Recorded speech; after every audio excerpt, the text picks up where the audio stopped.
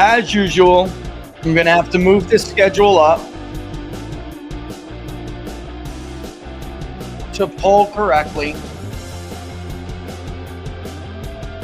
You're going to have to do it.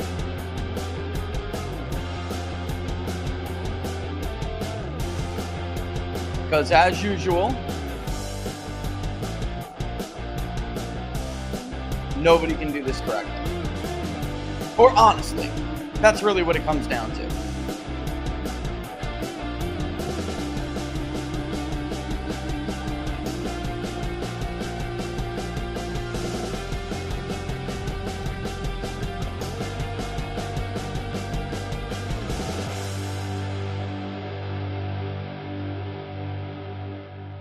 All right, folks, welcome to Inside the Numbers with the People's Pundit. I'm kind of speeding through this here. All right. We only have an hour today, so there's a lot I got to get through. But we're going to have David come on in a little bit here to talk about this fracture. You know, the media loves it. A lot of stories about me this week, huh? I guess, you know, you say something like the media's loving it. They're loving this. They're having a blast. Wait until if they were to get their way, which I don't think Trump wants them to get their way, but if they, and collectively by they, I mean the Democrats would love this. They will sit back. They'll make their statements now, and they'll say, you know, launching any kind of strike against Iran is illegal and it's a bad idea. And then they'll let the neocons and Netanyahu try to pressure Trump into a limited action, which that's what I want to spend some time talking about in the beginning of the show is there's really no point to it. First of all, it's all predicated on a lie. And secondly, symmetrical warfare like this does not work. That's the entire point of the Kennedy administration. It's how we got the Cuban Missile Crisis. It's also how we would later get Iran. Eisenhower was very different. Eisenhower was an asymmetrical guy, and as the Supreme Allied Commander in World War II, he wanted nothing to do with any conflicts again, and he basically warned everybody that if you fart in my direction, I'm going to nuke you off the map, which never really was an option, but he wanted people to believe that. All right? This is a different world, all right? And there's like several arguments on the pro-war right. You really have two people here that are arguing and like jumping on anybody who levels any kind of criticism or makes any question or you know, puts any pressure against war. You have two people who are opposing it. One is the Trust Trump crowd that forgot all about Robert Mueller and Anthony Fauci, I guess. The second one is the and by the way, Trump has earned a certain level of trust. He has, but Iran is not Syria. All right. And he knows that, which is good. But Iran is not Syria. Iran is a different situation. You cannot just strike a sovereign nation and expect them to do nothing. And if we have time today, we'll go through a couple examples of what different people think would happen if, like, for instance, the U.S. destroyed Fordow. Because Iran, funny thing is that Israel claimed for a couple of days they had taken out their capabilities. And if that was the case, then why would we need to do anything? Right? But of course, that was not true anyway, because Israel can't take out Fordow. They don't have the plane that can carry the ordnance to do it. And, you know, it's interesting because somebody like a Ned Ryan, who went to go speak to the president the other day, put up something that's interesting. And I think that there's a settlement on where nobody on Trump's coalition would really care if he lobbed a couple of bombs at Iran, you know, and destroyed a site here, destroyed a site. Now, that depends, though. Are you going to hit one site or are you going to hit multiple sites to really try to cripple the program? All right. And that's why there's so many uncertainties in this thing, that unless some of the lies that the pro-war crowd is telling are true, is it worth it? Because I'm telling you as a pollster what's going to happen. They're going to strike that site, and then Iran is going to close the Straits of Hormuz. And when they do that, gas is going to go through the roof. Everyone's going to blame Donald Trump. It doesn't matter how this went on behind the scenes. That is what will happen. And then it'll lead to more and more escalation, because it doesn't really matter what side of this argument where, you know, people are on. everyone kind of understands and agrees that you are dramatically opening it up if he was to take that action on Fordo, even just Fordo alone. And some will say, no, I think he could get away with it and then kind of back off. Others are arguing he can't. But the bottom line is everyone understands what it takes, except for a few dumb people on Twitter who don't know what they're talking about. It's not even a bunker buster that you need to destroy Fordo. It's a freaking mountain buster. All right. And it would take we possess the aircraft to do that. All right. So obviously they will have a direct argument against us in the international community, and we will isolate ourselves dramatically from even people who would otherwise want to back us or do nothing. Right. All right, so I see he's a little bit early. I'm going to probably bring him on a little bit early. But before I get into all this, I don't know if you heard me talking. There's a bit of an open mic as the show was rolling, but I'm going to have to move up. I don't really see how we don't. I'm going to have to move up the public polling project here. We didn't even push it to fund or anything, but there's a lot of dishonest polling going on right now. And everyone who's on each side of the argument has an issue with how the wording is. And the truth is, that's because we haven't had good, like YouGov probably did the best job, and they laid out in different varying degrees what people would support or oppose based on. But the truth is, there still is not, I don't want to say extensive. It's not even extensive. It's thorough, detailed polling. And I didn't tell him I would do it, but I did tell the vice president that I would see what I could do. And if I can convince the boss, because we will be at a shortfall. Even if you guys ran to it right now and started to fund it, it will be a shortfall. There's no doubt. So I have to just kick out for the rest of it, which I am willing myself. I'm willing to do. I do have to convince the boss to do it. But we'll see how much of a shortfall we're talking, because folks, you should incrementally ask these questions to people, right? So someone on Twitter suggested, well, if you worded it with war with Iran, well, and I would say I opposed it, but I would absolutely support it if it was just a strike on Fordo. Okay, but a strike on Fordo is almost certainly war with Iran. Like, most people believe that. And you can go, actually, I'll share it with you guys. I can't believe I'm saying this, but there was a really good article in Politico about this. And what they did is they went to various, I hate the word experts, but they went to various foreign policy people. And they should have went to Mearsheimer, since he's one of the only people to be right about everything in the last 30 years, almost everything. They all have different takes on what would happen based on different scenarios. And it's actually really cool. But very few believe that you could just get away with bombing Fordo and walking away. And that's it. Why? Because at that point, you have just crippled the Ayatollah's regime and their ability to deliver. I mean, in their minds, and the international community accepted this, in their minds, guys, there are legitimate reasons to enrich uranium beyond that limit for medicines and energy, right? So they already sold this to the international community. They're going to have an argument to go and say, we were just illegally attacked. We aren't producing delivery systems. We don't have a delivery system. We've been told for 30 years that they're weeks away, a year away, 6 months away. It's one of the most embarrassing videos on the internet right now is Netanyahu going back to 1996, talking to Congress. Time is running out.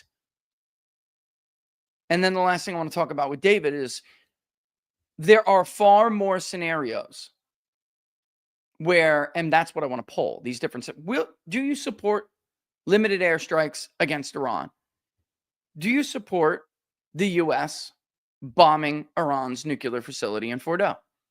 Would you support it if it meant Iran would close the Straits of Hormuz and gas prices would skyrocket? And of course, you can't word it like that, but, and if it meant a risk to increase gas prices, and we keep going, would you support this if and that? And you show almost a ladder progression, because had we done this in Iraq, we would have avoided a lot of mistakes. People never really supported what all of these people are really trying to push Trump into, which is this Total, this idea of, I keep hearing these phrases, total victory. Nobody in our lifetime and nobody on the platform X has ever seen what total victory looks like. Why? Because we've lost every war since the last generation who achieved it. And why is that? Because Americans are no longer willing to kill or be killed at those kind of numbers anymore for these reasons. It was very different, guys, when you're talking about stopping a regime taking over an entire continent in Europe. And then later, of course, it was only later we found out about concentration camps. They didn't know about all of that to the extent some people did, but they didn't know to the extent that we later discovered that. That was kind of like oh, thank God we did it at that time. The soldiers who discovered them didn't know. All right, so since World War II, Korea was bad. Americans turned on it. Barnes and I showed you this polling on Monday. Vietnam was bad. Americans turned on it. And then we have now this post-Vietnam mindset. So every American president has got to consider when they go to use military force, the public will turn on them because they will, especially when it's based on a lie. The only 100-0 issue in this country right now is making sure inflation doesn't run away again and repairing the economy. That's the only thing we all agree on. Everything else, 80-20 here, 80-20 there. Do I really have to bring up the charts again to show you what happens after weeks of involvement? Look at Ukraine. In the most recent example we have, we saw the pollsters do this in Ukraine. And by the way, when we polled it miraculously, we did not find support for involvement like that. And now here we are. No pollster finds support for it. And by the way, that's what we did in Ukraine. Would you support humanitarian aid to Ukraine in their conflict with Russia? Would you support sending humanitarian aid and lethal aid, military aid? Would you support the U.S. being involved in airstrikes on limited targets to help Ukraine defend themselves? Would you support or oppose the U.S. being directly involved in military strikes against Russian targets? And then ultimately, would you support or oppose a conflict with Russia on behalf of Ukraine? Then we got the whole picture. And it's so much easier to see. They're not willing to do it. And they're certainly not willing to do it when the argument is built on a ton of lies. Preemptive strike almost always means you just launched a military attack against somebody illegally. Iran was not on the cusp of getting a bomb. Not even Israel's trying to push that lie right now. And the strikes that they did do did not stop their enrichment program. We heard, by the way, the same argument before Ukraine about air bombardment. Please join the book club so you're not stupid. We've already read numerous books on this topic. And if you were around in the book club during that time, you would know that Ukraine was going to turn into a mess the way it is now. And that Warhawks would love that. Because then they can argue for escalation and direct U.S. involvement.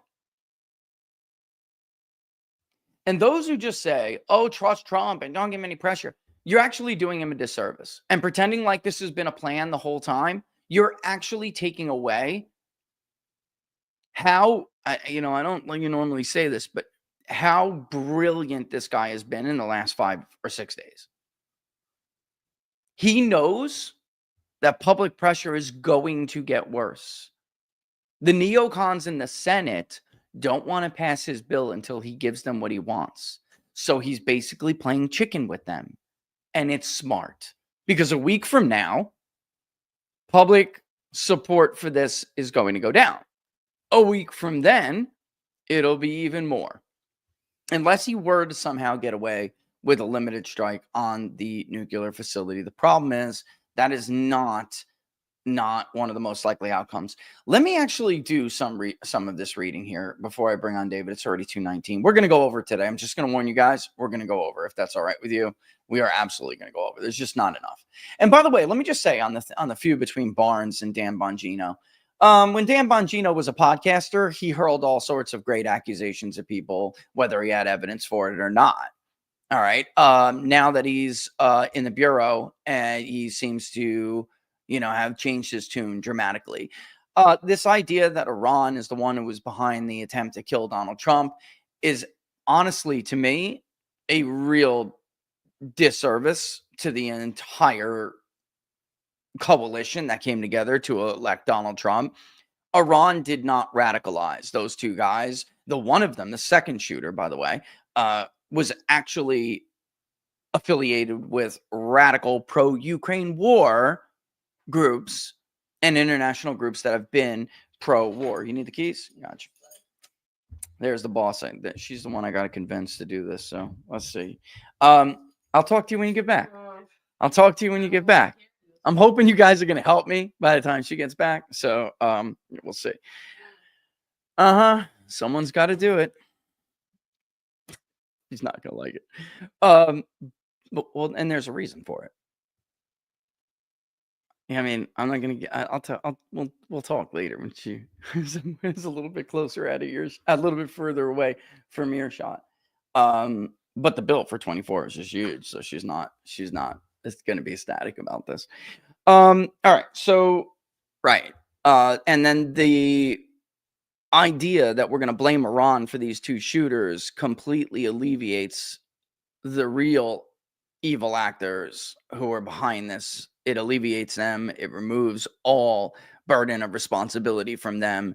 And you're allowing them to get away with it if you believe this bullshit. Pardon my French. All right. We have people who want to see Donald Trump dead here in the United States. All right. We have bad actors in and out of government who would love nothing more than to turn a blind eye while somebody pulled the trigger. That is what happened to Malcolm X. It's almost assuredly what happened to Martin Luther King. And does anyone seriously believe that Kennedy was killed by a lone gunman? I mean, look, guys, if you want to go back to putting your head in the sand, if you want to go back to 2004, that's your prerogative. And I'm just telling you, though, like a huge chunk of the Trump coalition does not believe any of those things. Mark Mitchell from Rasmussen and I both have polled this. We have shared our results with each other. MAGA believes that the attempt to kill Donald Trump was an inside job, not Iran. All right. And when I say MAGA, I mean, you got Trump's original MAGA. You got a bunch of people who came along after that. And then you have the Trump or bust voter that will only vote for Donald Trump, or so far, they're the reason Mike Rogers lost in Michigan. We went over this on Wednesday. Like, this is not debatable. That voting group is what elected Donald Trump. He wasn't enough to win the white vote in Michigan by 10 points. It was not enough. Although he won them by 10, while Rogers won them by 7. That 3%, I mean, you can minimize them all you want. You'll never win another election again. Knock yourselves out. All right. But anyway, that's what they believe. They did. MAGA believes, or like the core of Trump's coalition shares a few things, some to a different, more severe degree.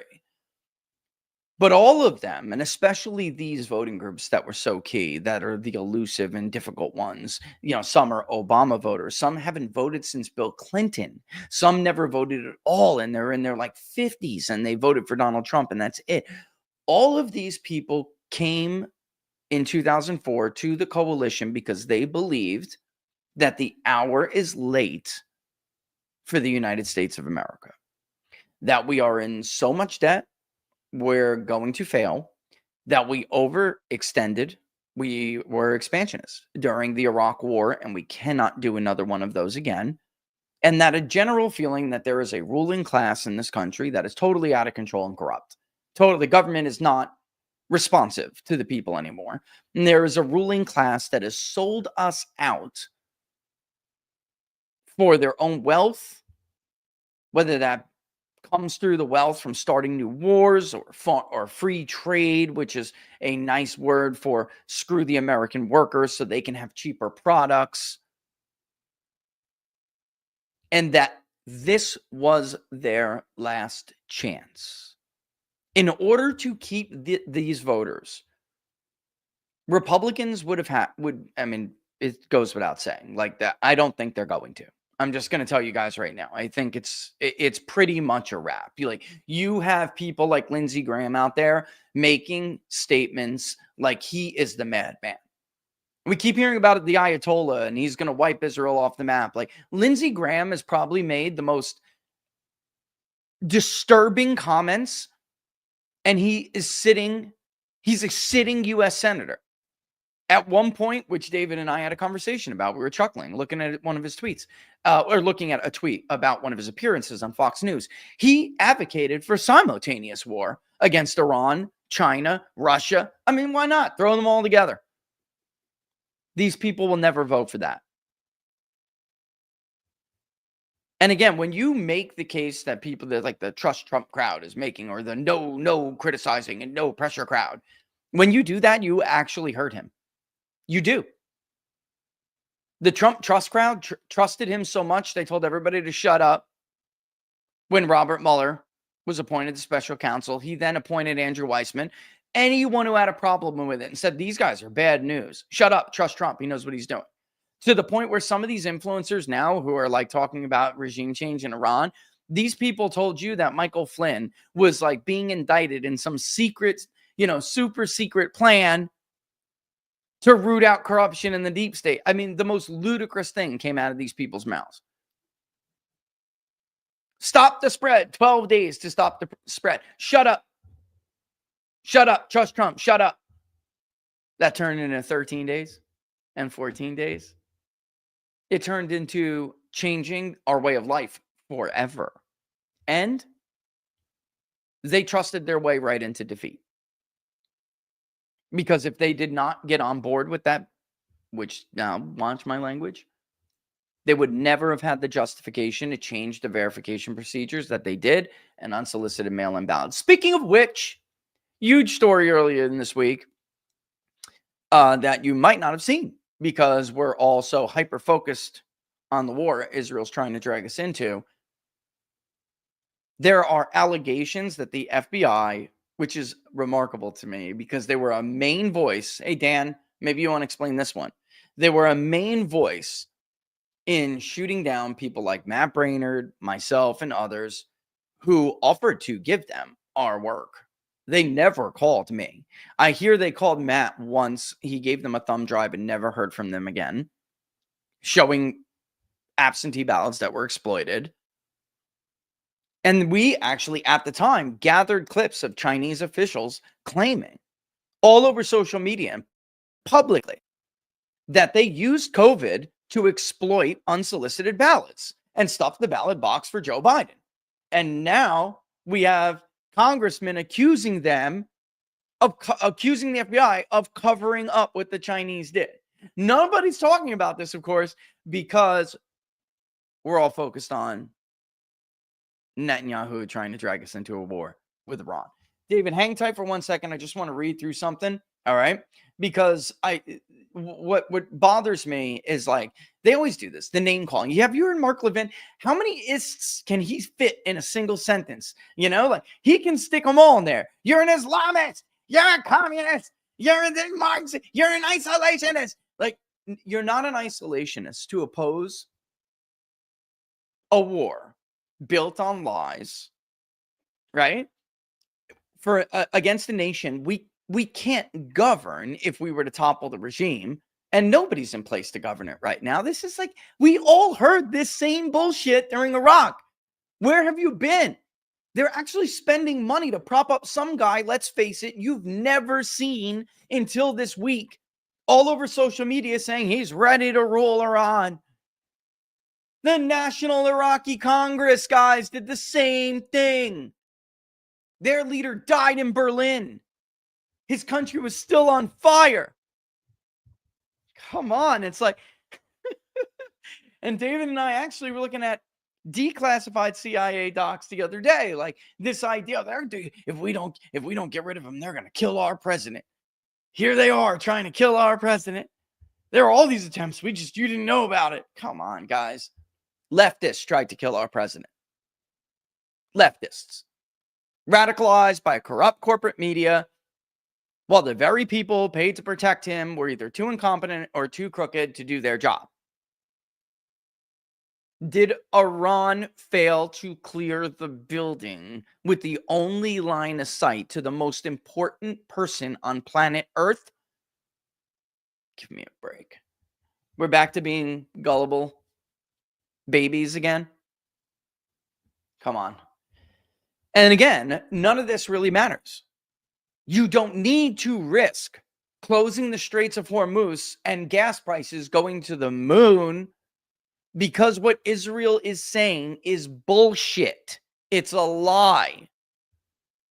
Let's take different takes and just be patient with me, David, because I want to be fair and I want to give them the various takes. All right. 8 experts on what would happen if the United States bombs Iran as the U.S. weighs the option. And understand, these people definitely want Donald Trump to bomb Iran. So keep it in its proper context. Like, that's the only thing corporate media from Fox News and CNN agree with. And they all have it for their own purposes. CNN is dying to put up the body ticker again, guys. They're dying to do that. And Fox News, of course, is nothing but a bunch of war whores. Bombing Fordo will not be the final salvo. You don't say. Nothing Israel nor the U.S. can kill. Neither Israel nor the U.S. can kill all the nuclear scientists. The most likely event is that a much wider set of targets will be struck. That scenario is a horrible outcome. Iran will come out significantly weaker. Wait, I want that to flip back over. Please flip back over. That's important. Weaker from this war, goading Trump to enter the Middle East more decisively. Iranian leadership has displayed significant restraint. Oh, and let me just say to that goading thing, which reminded me, don't accuse people of conspiracy theories when you don't know what the fuck you're talking about. You don't speak to anybody anywhere, at whether they're 1 degree of separation, no degree of separation, 3 degrees separation. You don't know what you're talking about. You don't know. Conspiracy theory. I have people telling me directly.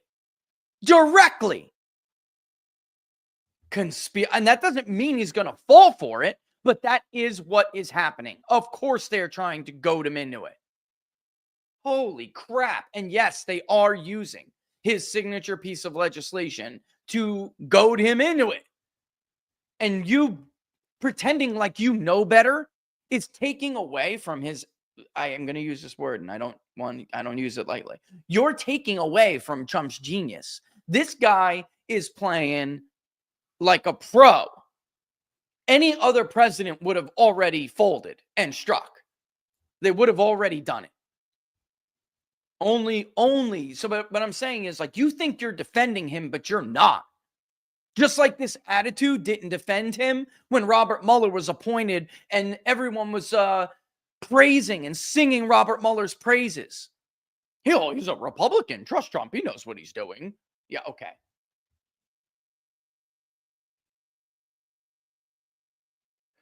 Could the U.S. be headed into another war in the Middle East? Here, I don't care about what Politico opens. Here's Ryan Crocker, who is a distinguished chair in diplomacy and security at RAND.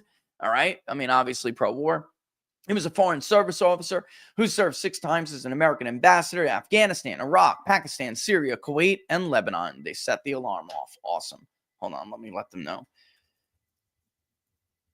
Yeah, that's my alarm. That's my burglar alarm. Kid you not. That's the burglar alarm. All right.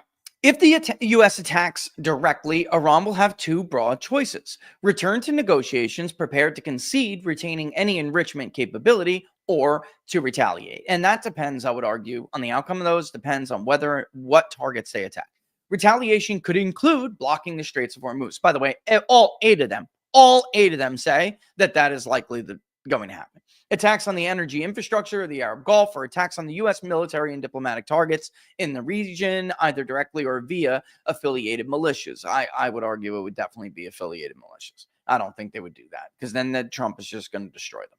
Iran's capability to inflict harm on Israel is steadily diminishing, but they do retain a capacity to carry out operations such as these. Retaliation would invite a massive U.S. response. However, it is unlikely is the nicest way anybody could say it, unlikely that air power alone will eliminate Iran's ability to produce nuclear weapons. And I am telling you right now that air power alone cannot bomb a regime into submission. Slobodan Milosevic only relented when Bill Clinton greenlit the ground invasion back in the 90s. It was not because of the air bombardment. That doesn't do it. It never does. You can't find a single example. John Mearsheimer has been over this countless times. The documents 100% believe it. Once the guy got wind, NATO was coming on the ground, he quit. They have the knowledge, and neither Israel nor the U.S. can kill all the nuclear scientists. An end to Iranian nuclear weapons capability can only come through a verifiable agreement to abandon nuclear enrichment. Perhaps the U.S. force would persuade Iran to agree to such restrictions. If not, it will broaden the conflict and deepen Iranian determination to acquire nuclear weapons, whatever the cost. They're talking about survival here. Again, Robert and I went over this on Monday. Muammar Gaddafi, Saddam Hussein, Bashar al-Assad. We have countless examples of why you cannot trust the U.S. to keep their word. They are trying to survive. This idea like you can't empathize with your enemy is the most foolish thing in the world. You have to speak to and empathize with them if you want to understand them. God, that's how we got the red telephone, you morons. Kennedy, I'm not talking to the Russians. I'm not talking to the Russians. Almost a freaking nuclear war over it. Which is another lie. How do you know if they get a bomb, they're going to use it? Has Pakistan used theirs? You know another country that got a nuclear weapon when we told them not to? Israel. Have they used it? We are the only ones to use a nuke. Iran doesn't even have the capability to project power over the stopping power of water. You need aircraft carrier fleets, ICBMs. We are an insular power. Even if they got a bomb, it does not mean they're going to use it against us. That's fear-mongering. That's fear-mongering. Find me another example. Go. All right. I am going to bring you in, actually, David, to react to just that one, if that's cool, and see what you think. And then I really do want to get into talking about this fracture with you, right? So let me bring in David Giglio first, and then we are going to return because I want you to get the diversity of opinion here. What's up, David? How are you? You're muted, buddy. And while you are talking, I'm going to go turn off that alarm because they left. Can you hear me? Yeah, I can hear you loud and clear. How are you? All right. Sorry, my lighting kind of sucks in here. I'm trying to set up a new. I'm at my store, so I don't have the great lighting I have at the house. But you look good. I'm doing good. Oh, thank you. Yeah, I weighed 196 pounds this morning. That's probably the lowest I've been since high school. But wow, that's great. Yeah, no. Thanks for having me on. Yeah, there's a lot to talk about. You know, originally a week or so ago, we were just going to talk about my polling, but that seems to be the lowest on the totem pole now because we got to talk about what's going on here. I mean, you know, I agree with everything you said, and people like Mark Levin, and I've been blowing you up because these people are driving me crazy, you know. Yep. And I used to be the complete opposite. So it's like, you know, I was obviously, let's see, how old I was in 7th grade when September 11th happened, right? I remember like the back of my hand. And I was gung-ho, man, about going in and all that stuff. And I supported, you know, George Bush through it all. I mean, his entire term. You know, I used to be one of those, oh, America has a duty to, you know, be this policeman and to get involved in all these things. And then, you know, I kind of credit Trump because he ran for president in 2016 and he started saying all these things. And I started realizing, hey, this kind of makes a lot of sense, right? And like, what are we doing here? So, you know, and the thing that's bothering me the most is people like Mark Levin and all these guys. When you start talking, like you say, you don't want a war, right? Because what we're advocating against is I don't want a war, right? We can't afford another war. Immediately, you hate Israel, you hate Jews, you're anti-Semitic. Yep. And it's like that's not what I'm saying. I'm not saying that at all. Listen, Israel can do whatever they want. They're going to do whatever they want. But there's no reason for us to get directly involved at a time when we're 37 trillion in debt. Okay, we got an invasion on our southern border, right? People are struggling to pay their bills. Prices are still high, especially in a place like California where I'm at. There's crime. There's all these things. That's not what people voted for, right? And if you do this, you're going to nuke your entire domestic agenda, because George W. Bush came into the White Yep. House, right? One of his big things, right, on the morning of September 11th, where was he? Where was he when he got that famous picture? He was in an elementary school, because one of his biggest domestic agenda things was he was going to fix America's education system, right? He was going to do all this stuff. None of that happened because everything 24/7 for 8 years pretty much devoted to war. And we Woodrow cannot Wilson, afford. David. Woodrow Wilson was a staunch progressive. He didn't like foreign policy really at all. He was a domestic thinker about reforms, big progressive reforms. I mean, for people who aren't progressives, it's like, you dodged a bullet here with World War I. But his biggest regret was that the war consumed his presidency and he did not get the reforms that he wanted. And FDR, little bit different of a story, but he's a different kind of a character. And by the way, FDR did a lot before the war. All right, this is people like, what are you talking about? He got the New Deal done. Oh my God. Oh my God. The recession Yeah, was I mean the recession. The I depression was before the war. But let me just ask you this real quick before I let you go on with this. This is the problem. They're not, because you just detailed it about Iraq, and the most MAGA types are people I found that did believe, like JD Vance, did believe one thing differently at a different time and learn their lesson. And now it's like verify everything. And that anything the deep state says, rest assured it's a lie. Like, because they have never told us the truth. It's been decades. They haven't told us a single piece of truth. Like, everything has been a lie. The difference here, David, is that George Bush used his political capital to openly argue for the invasion in Iraq. It was built on lies, but he made that argument. He wasn't doing it in the underhanded, sneaky fashion. People like you and others, me and others, forced Mark Levin to take his mask off. They weren't trying to push regime change from the beginning publicly. George Bush went to the American public and said, we have to go. And now it's bull. It was all a lie, but it doesn't matter. He did it. He went to the public and he said, we have to go get them there before they get us here. Saddam Hussein tried to sell yellow cake. He tried to help terrorists. We could have a nuke go off in New York City. Next time it's going to be a dirty bomb. You remember the BS story with yellow cake? There was Loctite. What was the word? I got to get this quote right. Whatever. When it's like bulletproof evidence, like a smoking gun from the German. Yeah, they had the pictures. Gun. They had the pictures, right? They held them up. Right. Where here's the And it was a total lie. And, Saddam Hussein was going to kill George Bush. It's like all this recycled crap. But at least Bush went to the public, got overwhelming support, which, by the way, craters, right? Yeah. Trump doesn't even have overwhelming support for this. I mean, he's starting at a level of support. If he was to do this, he's starting at a level of support historically very low, and it will not hold up over time. But also, the bottom line is, these people are doing it behind the voters' back. You have that thing going on. It's right. No, that's fine. Yeah. But no, it's not open. They're not being open about it. No, it's dishonest. Yeah, and you had, obviously we had September 11th, right? So Americans wanted revenge. I mean, for what they want, Americans are angry. They needed somebody to go after. I mean, 3,000 people died, right? And the buildings came down. And so Americans were kind of ready for a fight at that point in time. But then we spent 20 years suffering the consequences of that fight. And so they're not open to that again. And I think the difference with Bush, right?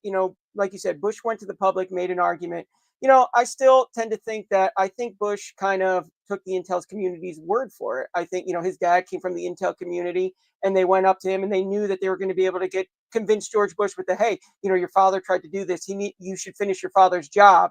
And I think Bush just said, okay, these guys are giving me the evidence. They're telling me this is what we have. And so he sold what they were selling him. But now we know that the intel community lies a lot. And then, since I've gotten into politics, you really start to understand how much money just dictates everything. And it disgusts me when you realize how much money is in war and how much money influences politicians and the intel community, Yeah. right? You got to think for the last 25 years, defense contractors and all these subcontractors have been getting rich off the forever wars, right? And now that the forever wars are winding down, the Pentagon still wants its huge budgets, right? And these defense contractors want more money, right? And their companies aren't getting the money they had.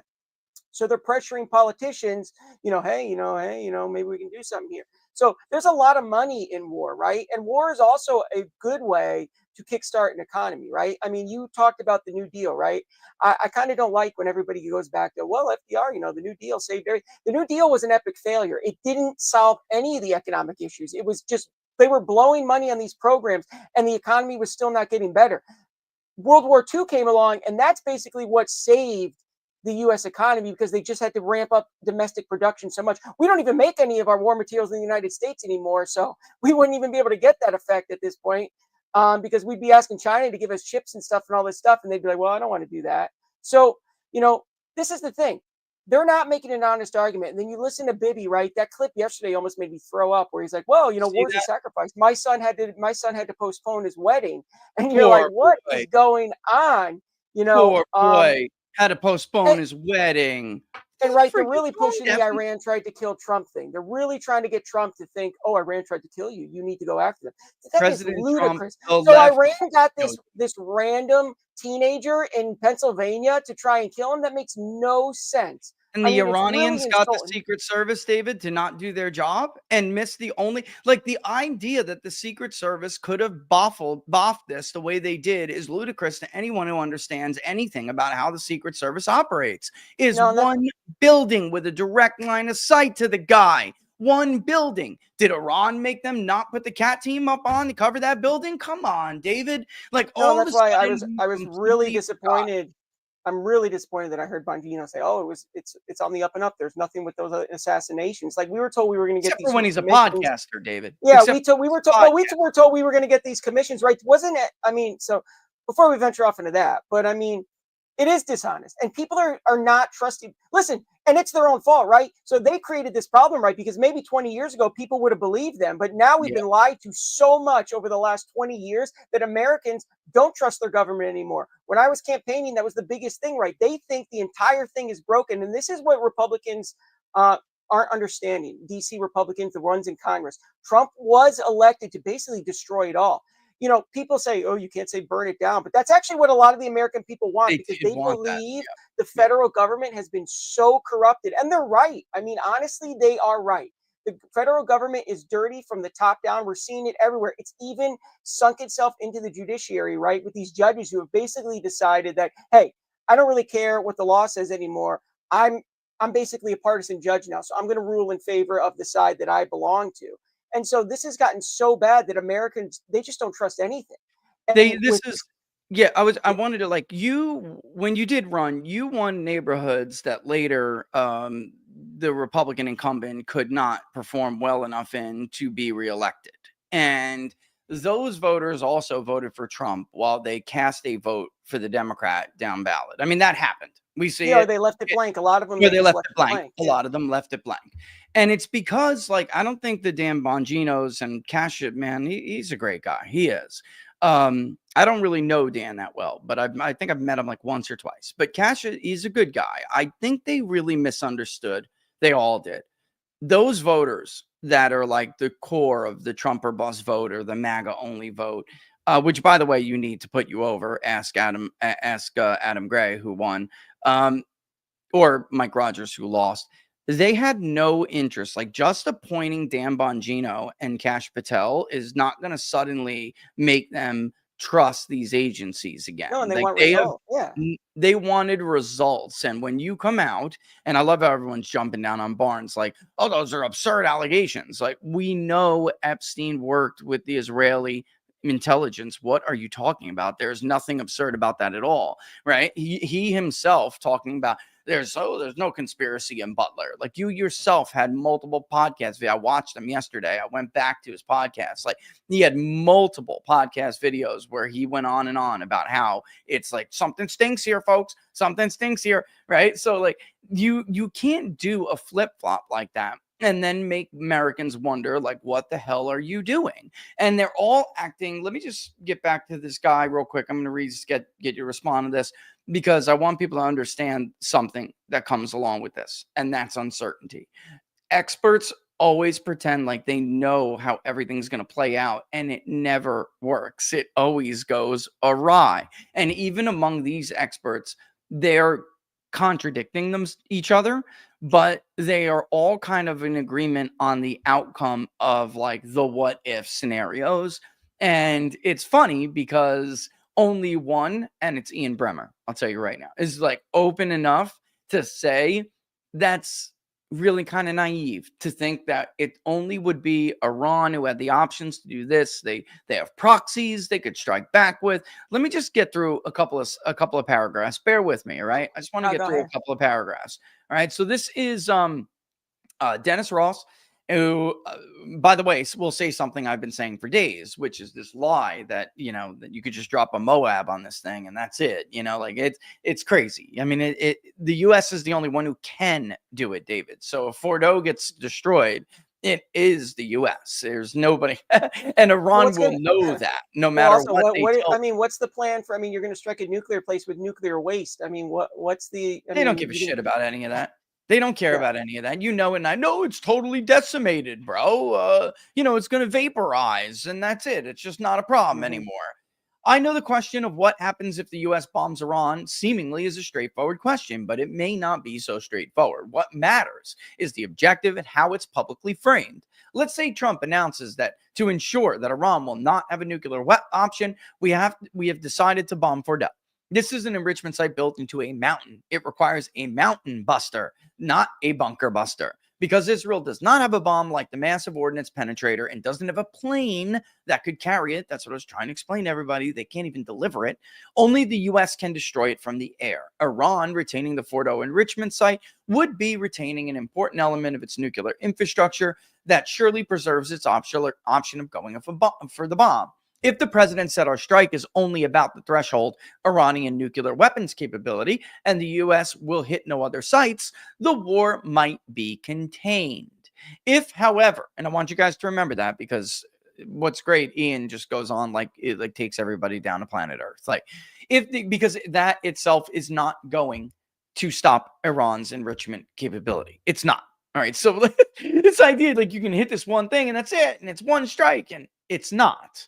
If, however, the U.S. decides to bomb much more widely with maybe regime change in mind, with the objective in mind, Iran's leaders might feel they have little to lose, and their best bet is to show they can make us pay a heavy price. Under these circumstances, I see the Iranians going after the oil facilities of our friends in the region and perhaps blockading the Straits of Hormuz. Is there any way we can turn that off by any chance? Blockading the Straits of Hormuz, which dramatically drives up the price of oil, as something the Trump administration does not want. Soft American targets internationally would also be part of what they would go after. Khomeini's instinct now is to not act this way because it could trigger a war with the U.S., and he has traditionally seen that as threatening the regime's survival. But if Trump is thinking about wider and more extensive attacks against Iran, he and those around him will need to think of the options the Iranians have to create a pain for us and position our forces to anticipate and counter these contingencies. Now, just with all of that in mind, we don't even have to read the whole thing of Ian Brown, but we should. But it's 2 paragraphs. I'm going to. All right. But he says something here that he's been saying for a while. I love this quote. All right. It's much easier to start wars than to end them. He's the president and the founder of the Eurasia Group. And with all of what you heard from the first 2 in mind, listen to this. So far, the Iranian leadership has displayed significant restraint. And by the way, so has Donald Trump. In this case, we keep hearing that Russia and Iran are rogue regimes. The only one acting rogue, according to international law, is Israel. And I have long defended Israel. Long. But in this case, they are. And they're taking their shot. They see their opportunity and they're taking it. All right, going back to Brown. They focused only on hitting back Israel, which they're not very capable of doing, and not taking any steps to disrupt tanker traffic in the Straits of Hormuz, attack energy infrastructure in the Gulf, or launch strikes against the U.S. military targets in the region.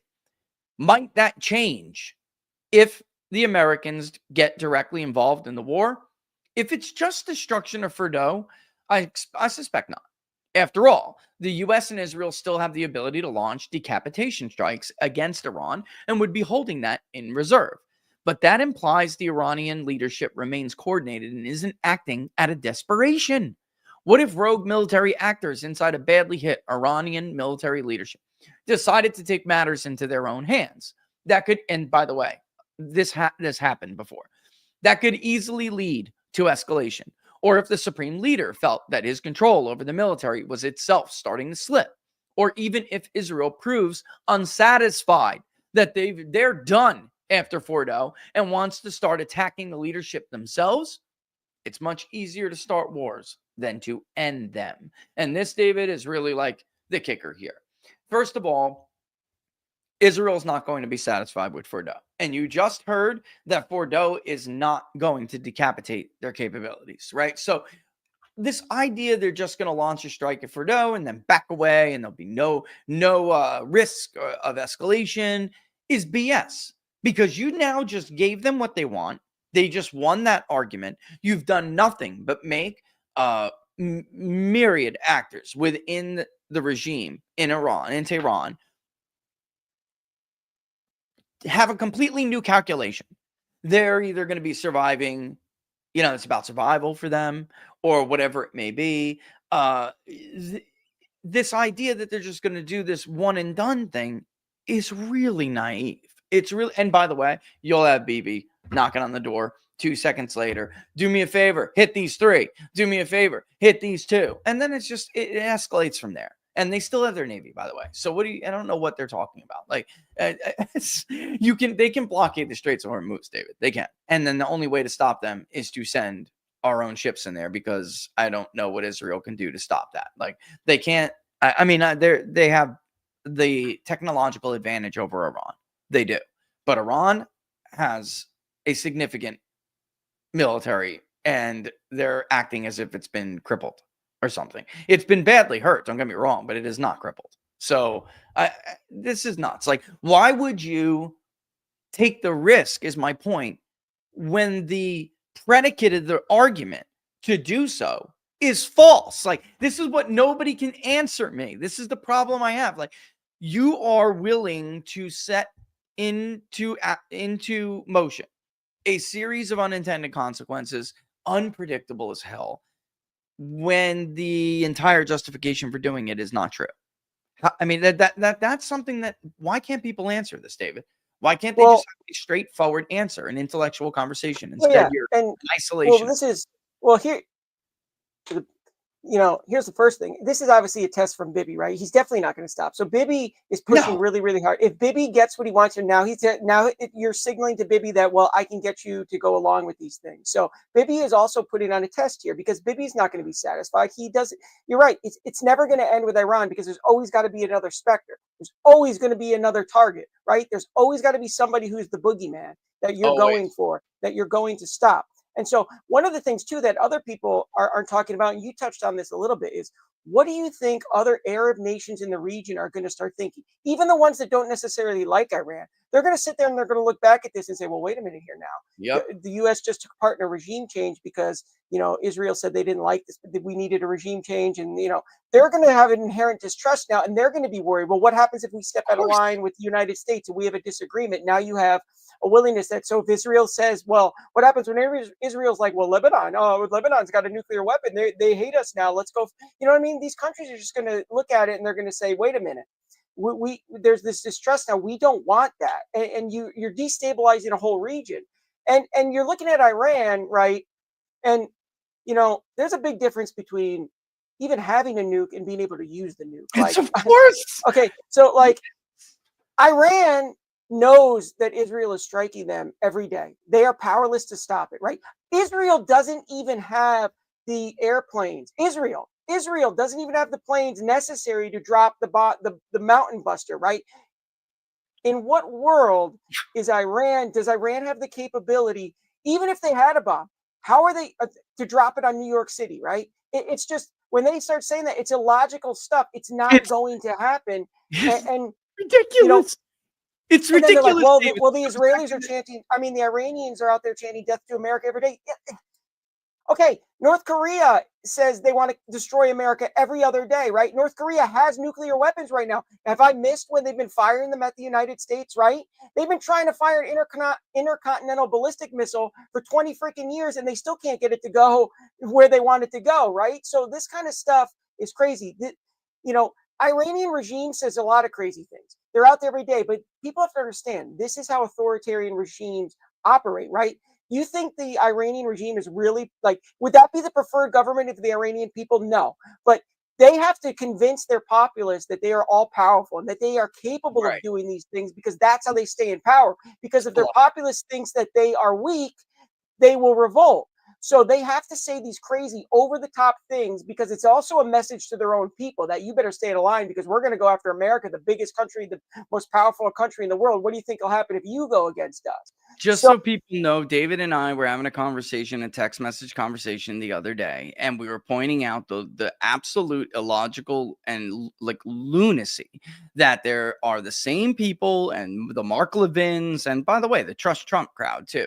And I'm not saying you don't trust the president. Of course, he has earned, that, but it actually helps him to acknowledge reality, not to stick your head in the sand. All right. And but Kayleigh McEnany said, "Oh, your isolation is sticking your head in the yeah, sand." who did she No. back in the presidential election? Who did Kayleigh Yeah. back in the presidential All of election these anyway? people, I'm not going to even mention them because I'm not going to give them the credence.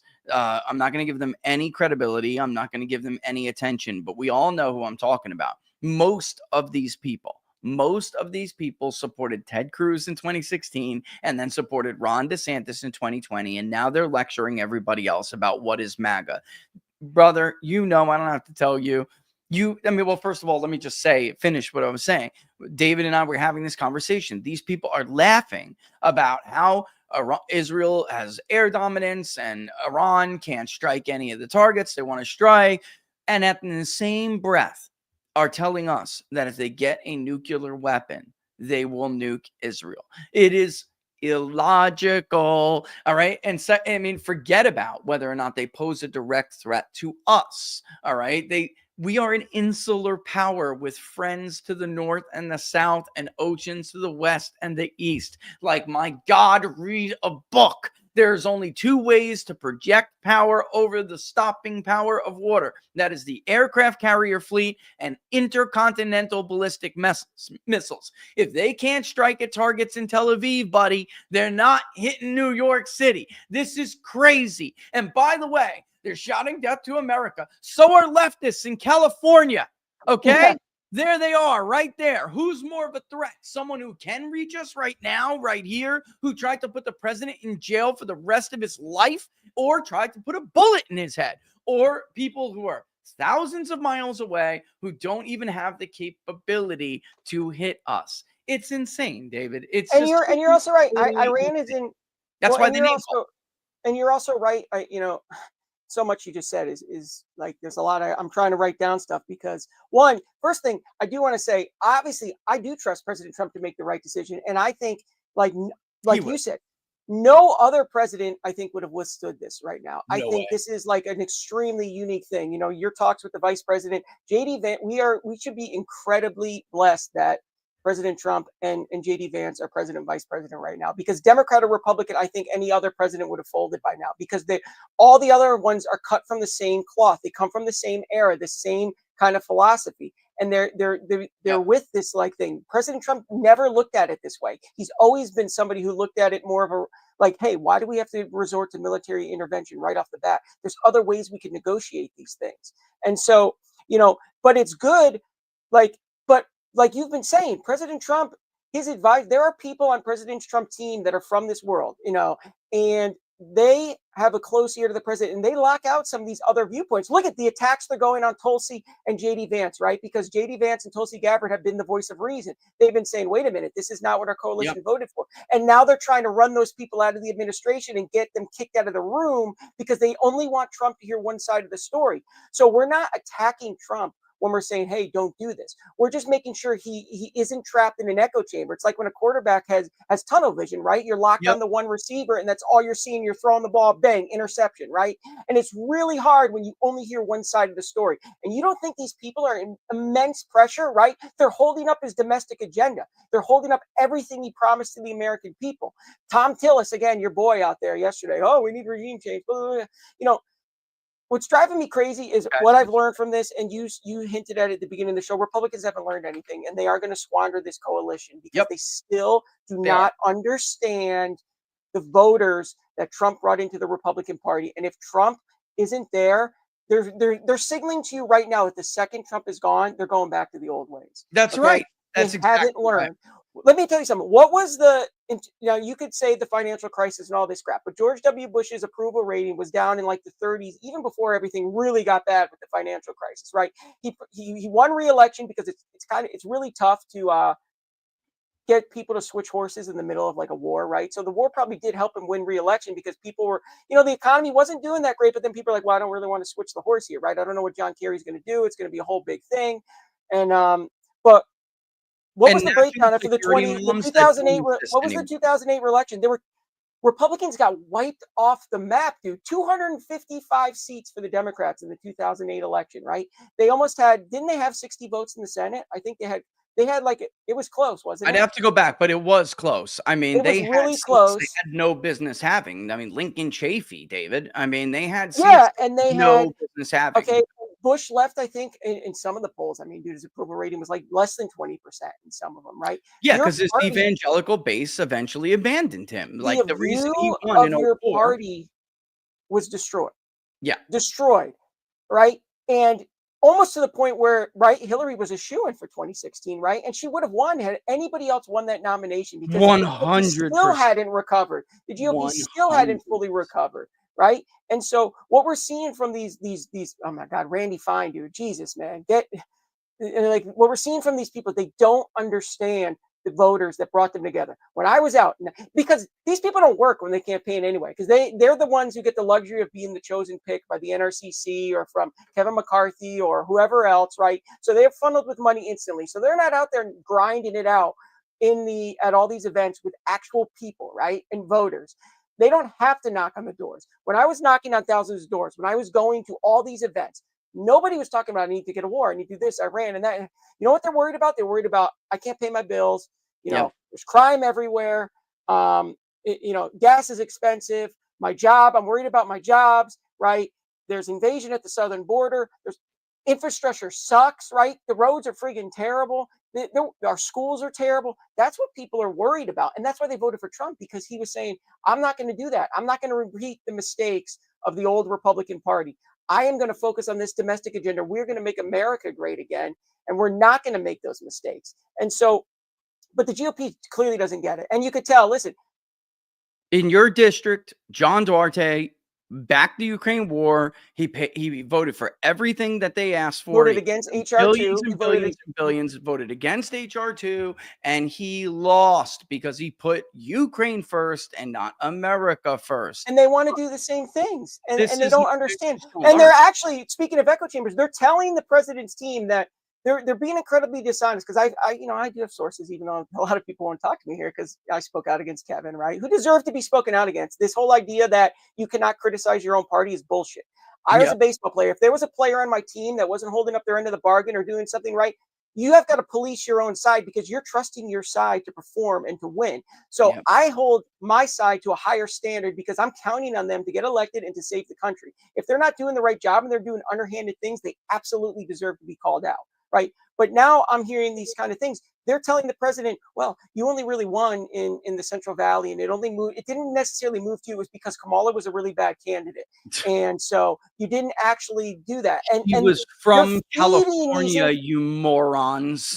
But they're feeding this information, and it goes into an echo chamber, like you said, and then people start to believe it, right? When you're presented with one side. So this kind of stuff is crazy. And there's a lot of, like, you're insulting the American people when you're talking about we're going to go in, we're going to do this, it's going to be quick. That's not how it's going to be. I sent you a text this morning, I don't know if you saw it, the screenshot, when Donald Rumsfeld stood up in 2002 and told the American people Iraq war is not going to be a quagmire. It's going to be quick. It's going to be easy, right? Guys, you're toppling a regime. You cannot topple a regime in a country like Iran, right, where there are a lot of different sects and there are a lot of competing powers next to them and international powers that have an interest there. China is the biggest buyer of Iranian oil, and they get that oil at a huge discount.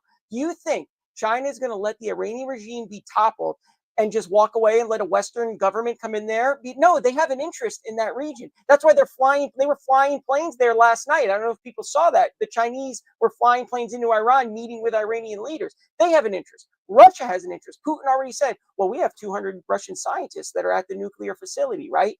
So you take out a regime. This is the thing. Israel's not going to foot the bill for the nation building. Israel's going to wipe it out. They're going to say, oh, yeah, we nuked it. Now we're going back here. Oh, by the way, United States, hey, you guys go in there and you guys clean up the mess and you guys deal with who you're going to install as the government.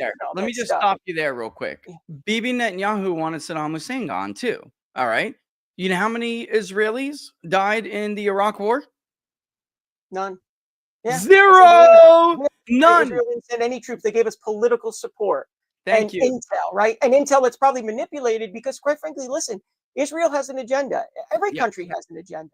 And so Israel wants these things gone. So they've been pushing for this forever. And quite frankly, if Kamala was in there, it probably already would have been done because she wouldn't have even been making the decisions anyway. That's why I had a voter tell me that. Listen, I do want to say this. I had a voter in South Carolina, in Horry County, South Carolina, yesterday. Tell us in an interview. I read the transcript, and this was a Trump voter, Hispanic, by the way. This was a Trump voter, and he said, and I found it interesting, and I said, any war related comments, please send to me. Like, so I found it interesting because he does not want military involvement in Iran. He is like a lot of others, where it's like, you lob some bombs like he did at Syria. I'm not going to get upset at that. My concern is that that's not the situation here. Bashar al-Assad is not the Ayatollah. The Ayatollah is not Bashar al-Assad. Iran is not Syria, right? Like, they're just different situations. And then he did say, at least thank God Donald Trump won this election, because he did think that regardless of how anti-Semitic it appears the left is becoming in this country, they think that Kamala would not have been able to withstand this. They would have tried to do it anyway. And I found that interesting because I don't know. Someone tweeted something similar last night. I don't know. I think it was Eric Doherty. But I don't know whether or not I agree with that. I don't know if that's the case, but I do agree with the premise that if it happened under Kamala, like if Israel did do this under Kamala, she would have already caved. She would have already caved. I say it not because I think Kamala genuinely is gung-ho Israeli, because I don't think she is at all. But I think Kamala was not going to be the one making decisions for not just this, for pretty much anything. Kamala is not an intelligent person. And they're Russia-phobic, David.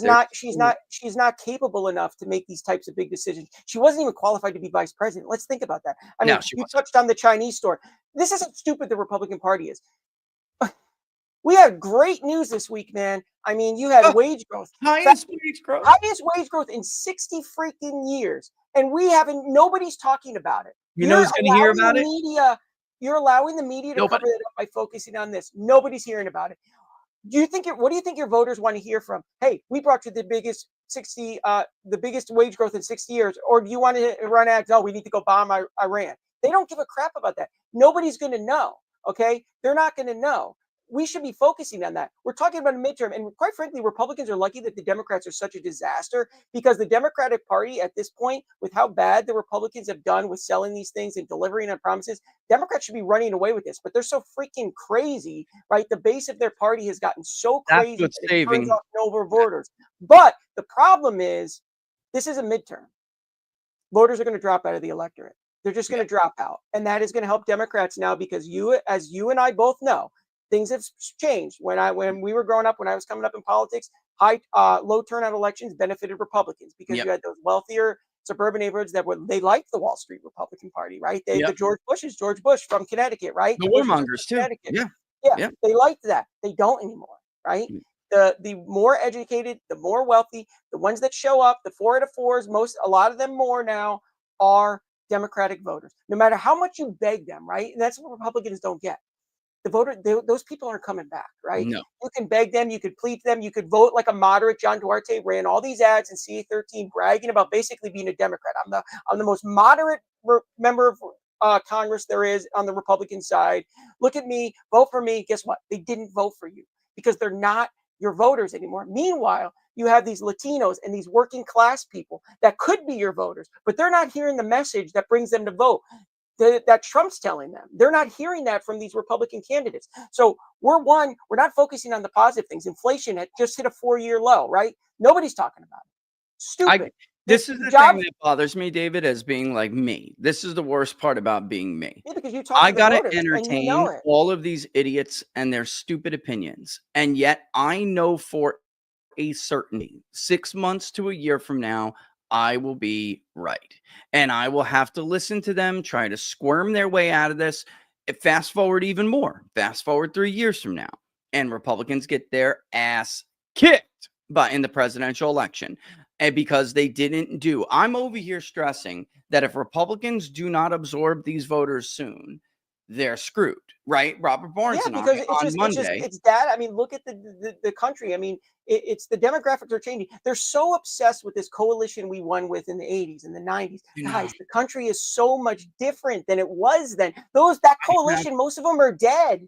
They're not I here anymore. I have Okay, people and bringing up like these ridiculous historical comparisons of that wouldn't make much sense even if those voters were still alive, but they're not anymore, and not even the generations that replace them are like them. And this is what Robert and I try to explain to and people.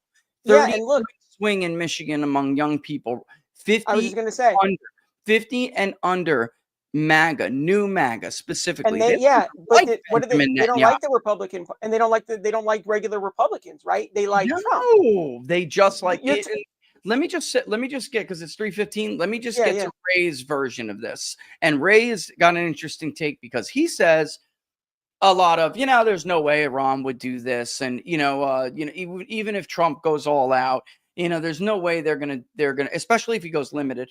There's no way that they're gonna make these retaliations. He thinks, I'm not even sure they would close the straits, even though he acknowledges like this is obviously a high example. I mean a high likelihood.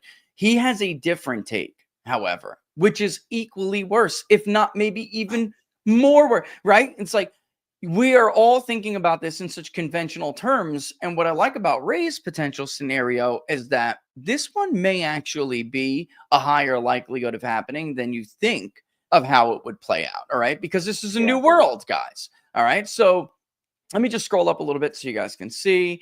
Ray Takea, right? He's a senior fellow at the Council on Foreign Relations. Again, you guys got to remember the context.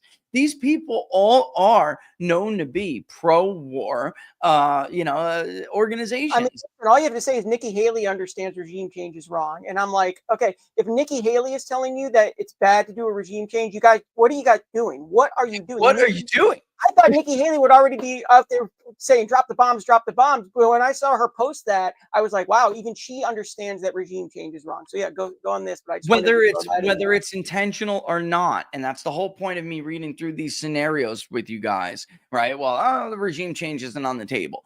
You cannot predict outcomes. You're not as smart as you think you are. The world doesn't work that way. All right. JFK, his whole entire team, McNamara, they were the best and the brightest. And they thought they could do this, and they couldn't. And it led to catastrophe. They could not control the responses of other actors around the world any more than they control their own damn bowel movements, guys. Get out of here.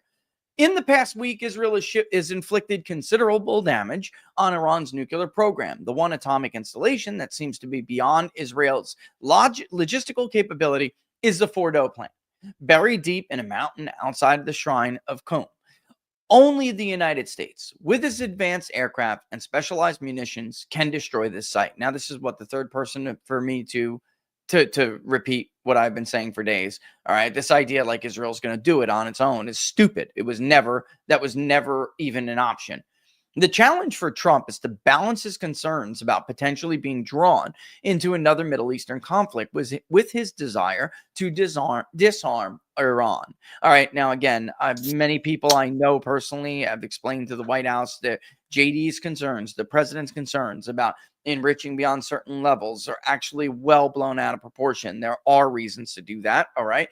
And, whether you like it or not, it's still, there's no need at this very moment to disarm Iran because they're not armed. You understand? Like, you can't just take the enriched uranium and throw it at somebody. Anyway, his choice is likely to define the trajectory of U.S.-Iran relations for some time to come. Like 3 years from now, folks, think about when the presidential election is coming, the ramifications of this down the road, or even the midterms that are coming. Listen to Ray's take. And I'm going to just mute. If you're not going to turn that off, I'm just going to mute while we do that. Yeah, Unless you can. Unless you can. Okay. Think of the ramifications in his scenario. Should America involve itself in Israel's ongoing campaign, it will confirm the clerical leader's suspicions that Washington was the instigator of recent Israeli moves after all. And by the way, they were, of course, in coordination with everyone's favorite warmongering senators and their lobbyists and the think tanks and the lobbyists. I mean, they're the K Street is the one who puts the pressure on people, and the National Security Council, et cetera, et cetera. The regime is in no shape to retaliate today. Its military leadership is decimated, its air defense is compromised, and its leaders are in hiding. Any move against American forces or ships will likely trigger devastating retaliation at a time when Iran can ill afford to expand the zone of conflict. All right, so he's like, maybe they won't, blockade the straits, maybe they won't retaliate. However, but the clerical oligarchs have long memories. Once the dust settles, they will resort to tactics that have worked best for them over the years. Terrorism and asymmetrical conflict. Sound familiar? American embassies, tourist, and military bases could be targeted by Iran's clients while Tehran claims ignorance. Any president witnessing such a loss of life will be compelled to respond or face the political consequences of inaction. This could begin a cycle of strikes and counterstrikes. This is what happens. It's symmetrical warfare, tit for tat, tit for tat, tit for tat doesn't work, especially when your enemy can do asymmetrical conflict. And then you, as an American president, folks, are trying to take the rational, restrained response. Then the political pressure comes. You have no choice. You have to whack back, and it escalates. The important point for the Trump administration to recognize is that bombing Fordo will not be the final salvo in this conflict. All this is not to suggest that it should not attack, but that it should do so with eyes wide open. I mean, I don't really need to add anything to this, David. I mean, you want to respond to that? Like, I don't need to add anything to it. He said it all. Everybody's acting as if this is going to be one and done. That's insane. No, and 2 years from now, a year from now, 6 months from now, the shit we're going to be dealing with, you're going to get wiped off the map in the midterms. No, I had first to touch on that. It's a lot easier to deal with an actual nation, right? A regime that's in charge of a nation than it is to deal with these militia groups, right? Like ISIS, the Taliban, because those are non-traditional groups. They strike across borders, they hide everywhere. It's really hard to deal with that, and you can't really negotiate with those groups. These are actual nations, right? And listen, you think the supreme leader he doesn't want to die. I mean, he knows, right? Like, he's saying all these crazy things because, like I said, when you're an authoritarian, you cannot appear weak. If you show weakness, because look, there's always a general, there's always somebody else that wants your job, right? Look at the Roman Empire, right? Somebody always wanted to be emperor, right? There's always somebody who wants to take you out. The moment you show weakness, you become a target, okay? And so what else is going on here too is like, so how come, we touched on this a little bit. So North Korea has a nuclear weapon, correct? Yes, North Korea has nuclear weapons. Pakistan has nuclear bombs. Pakistan, hid Osama bin Laden. They knew he was in their country for freaking 10 years. They didn't tell us. They let us spend trillions of dollars losing lives. They knew he was there. They didn't tell us. And why aren't we concerned about them? What this is really about is Israel understands what are nuclear weapons actually for? It's a deterrent, right? Because right away you're going to say, well, we can't attack that country because they have a nuke, right?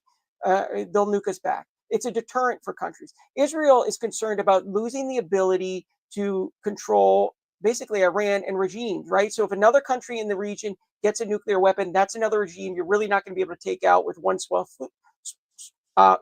swoop because they have a nuclear weapon, right? What will they do with it? So one, you lose the ability to control, and it puts you kind of like, okay, now they're almost equal to us, but they're never going to be because they just don't have the technology to do these things. They're Nope. fighting with like F-14s, dude. I mean, like it's like they're basically running around on. It's like it's almost the equivalent of, if you know history, right? When the Nazis, when the German army went into Poland, and Poland was literally coming at Nazi tanks with horses, right? They were Yes, so riding were the horses British. still. So were the This is British. Yeah. what you're dealing with, okay? Like, This and so it's not going to be one and done, okay? Regime change is never one and done. And even if you, and then, the one thing I also don't, you know, that people aren't talking about with all this bombing stuff. And you might say, listen, I don't give a crap about those people, but there's millions of innocent women, children, civilians. Listen, a lot of those Iranians, they've been they don't grown, care, David. Let me they've just been stop you there. born and bred, they've been They born and don't bred to care. hate America. Yeah. But what happened? But then if somebody bombed the United States, would you want that? What if somebody That's doesn't like, I mean, one day, right? Women and children, right? So be, the these people lack might not of like. compassion for human life makes me sick.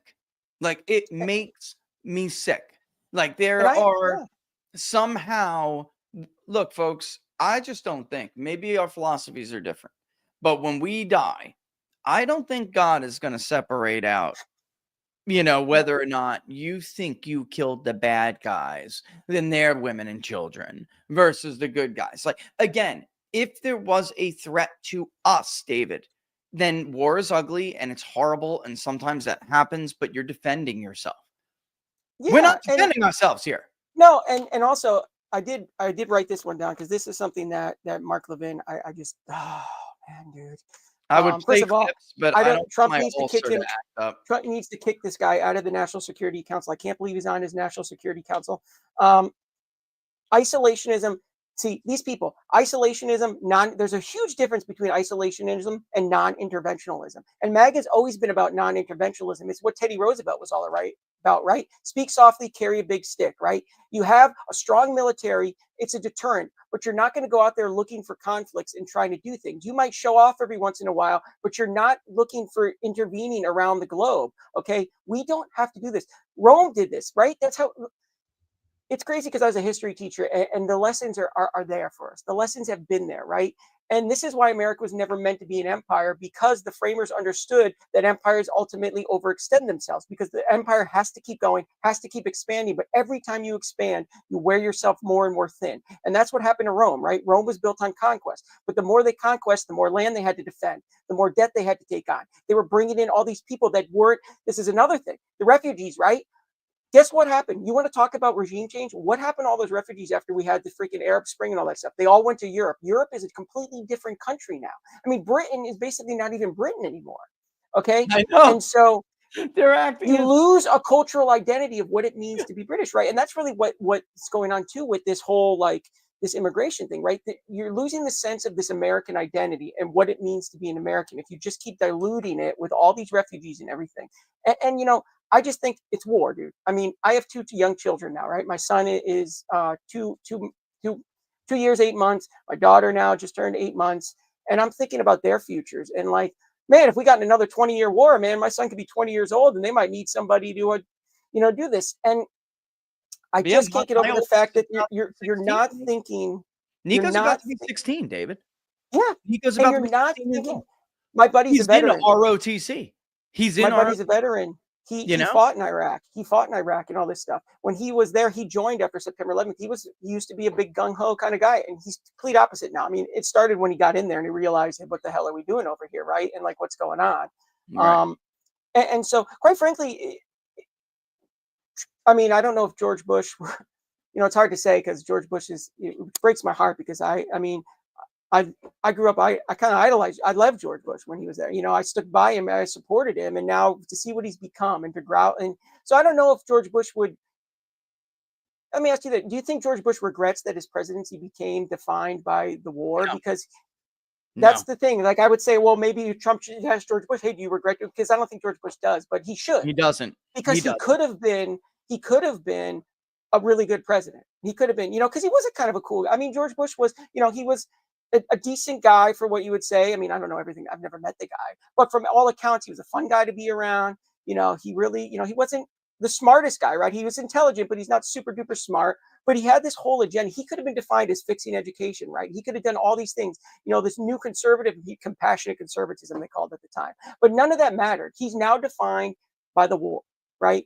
And Trump never should be defined by that, because what Trump has accomplished in his first 4 years, the things he has done where people said were impossible, that's what Trump needs to be defined by. Go back to the Abraham Accords. Trump was reaching those agreements, right, in the Middle East that people said were impossible. You were getting these countries to finally talk to each other, and everybody laughed at that possibility. He did it, okay? He achieved Despite our GDP. reputation, by the way, Yeah, despite our reputation, that is so important to keep in everyone, the forefront of everybody's mind. He did that stuff even though the US has a reputation that we cannot be trusted. You may not want to hear that, right? You may think, oh, it's unpatriotic, Rich. Open your damn eyes. The rest of the world does not trust us because we do not keep our word very, very often. And the fact that Trump was able to accomplish and they these don't, and quite frankly, is more of them remarkable. don't even trust Israel. So, right, because Israel has a tendency to Israel's always concerned about Israel, number one, which they should be. Listen, you said the right thing. Netanyahu's job is to Israel. Israel first. Good. Okay, whatever. That's your job. But our job, America first, right? The best That's right. interest of the American people. And right now, I'm not comfortable with a foreign leader. I don't care who it is. I don't care if it's Israel or an Arab nation. That's why it really pissing me off, all these people who throw around these anti-Semitic. Like, I have a 10-year record of defending Israel against the Palestinians constantly.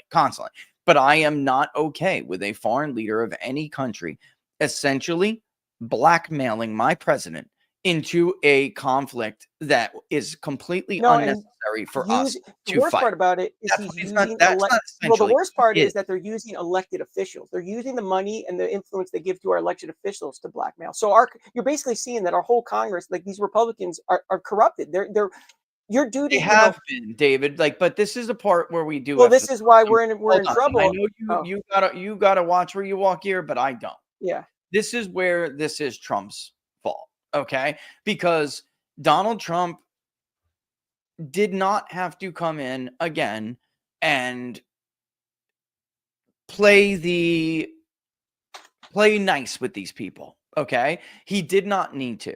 Tom Tillis, you don't want to vote for my cabinet member. I will destroy you. That is the right way to go about it. Lindsey Graham, I'm telling you, I don't know how to explain this.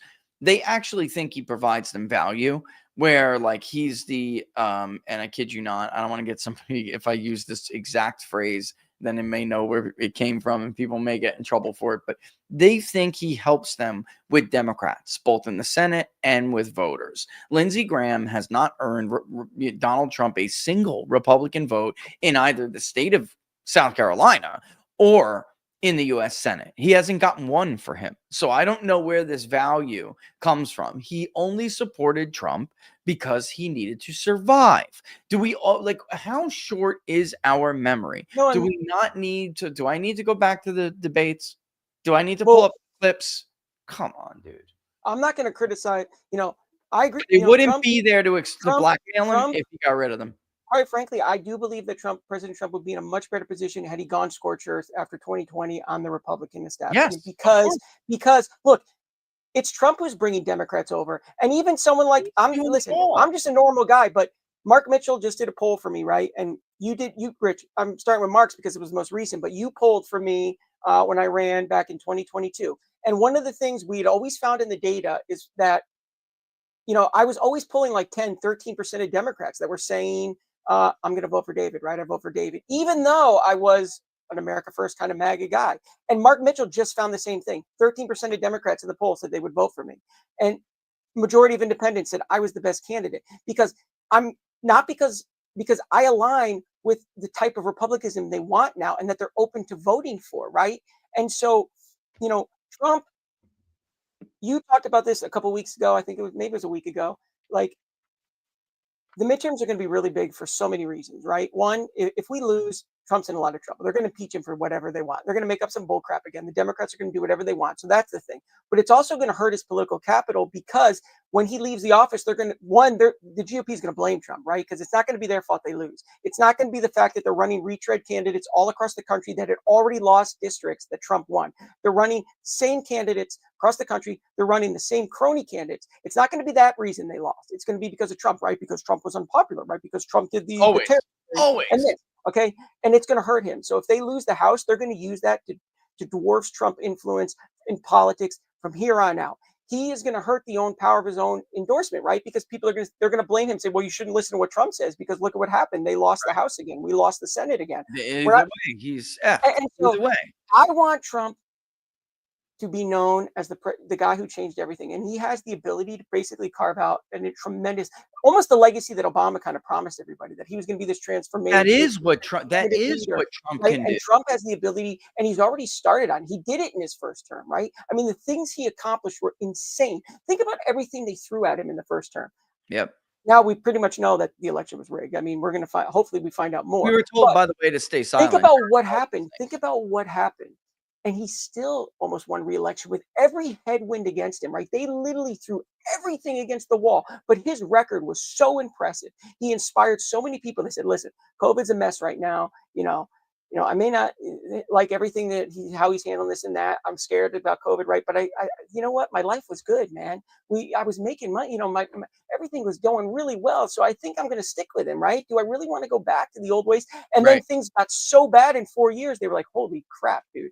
We got to go back to that because this is crazy.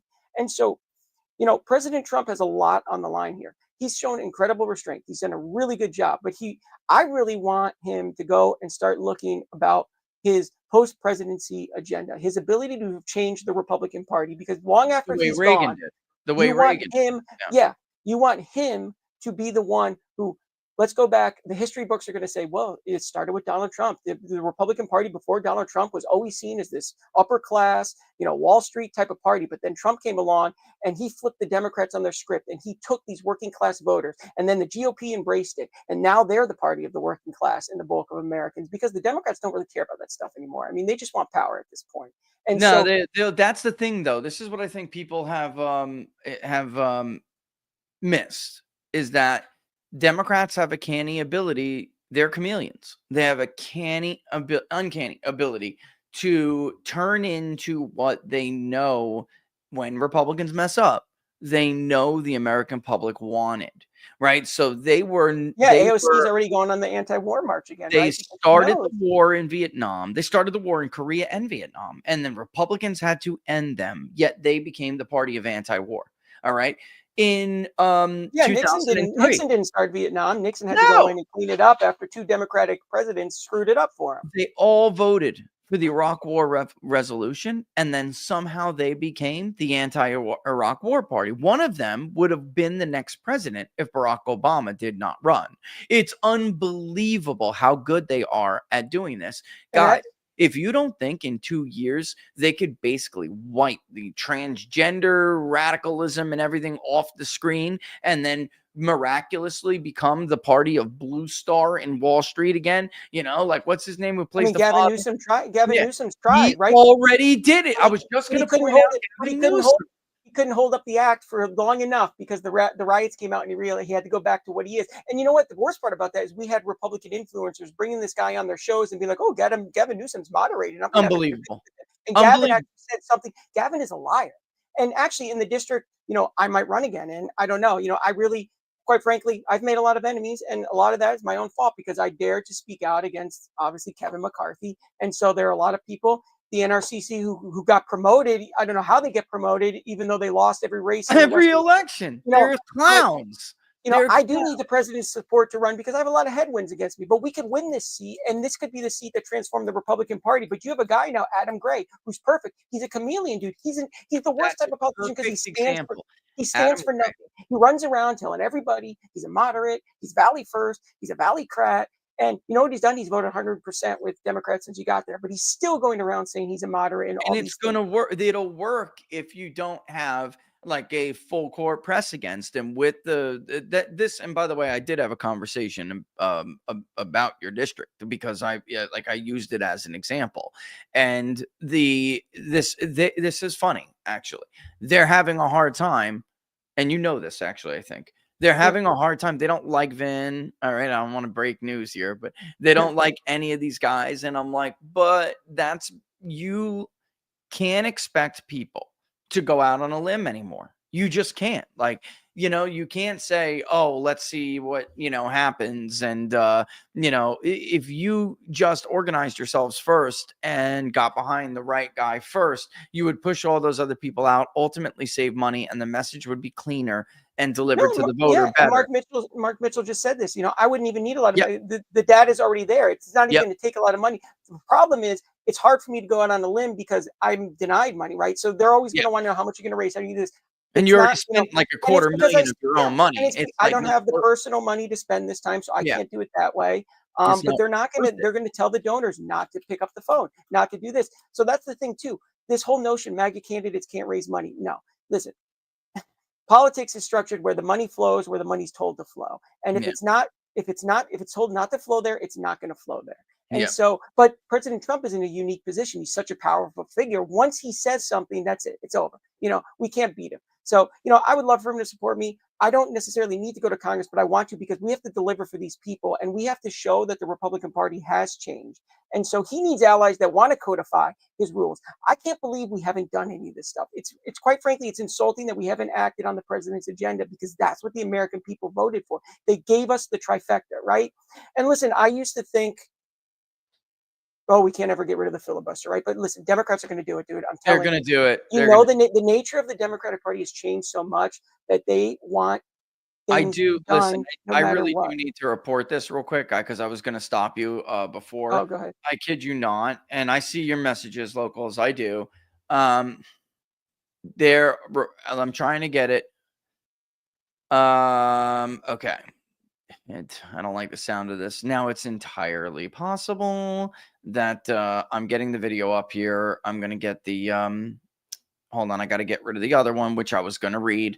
And it's a shame because I was just going to read this before this happened. And then this broke. I will come back on and read it. But I do need to put up the data from the satellite. Or what are those things called that measure earthquakes? My bad. Here we go, David. Watch this.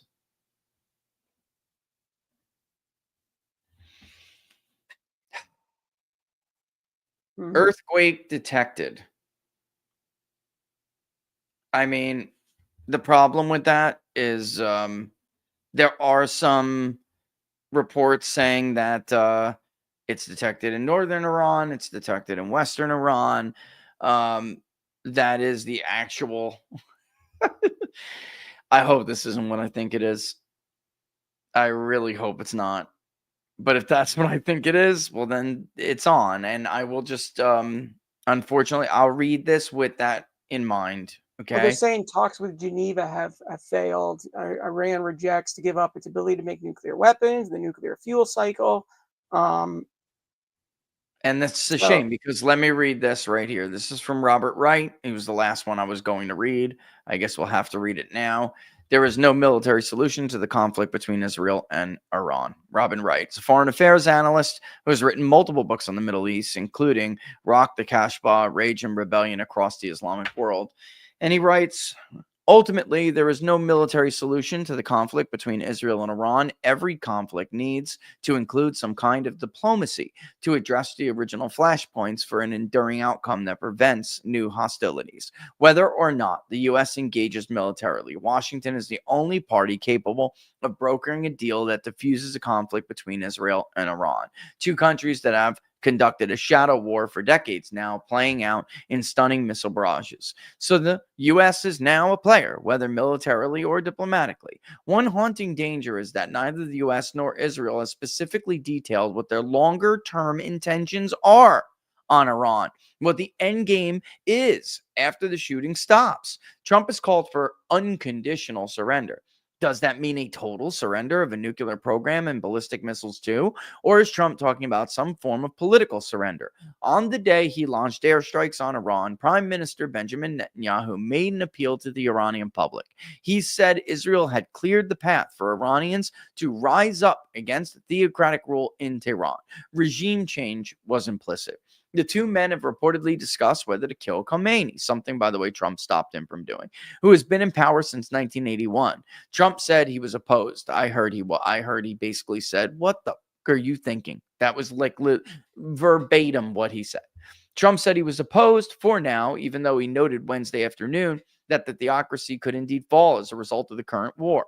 Iran will come out significantly weaker from this war, no doubt, but it is more than twice the size of Texas, in contrast to Gaza, which is the size of a greater Philadelphia.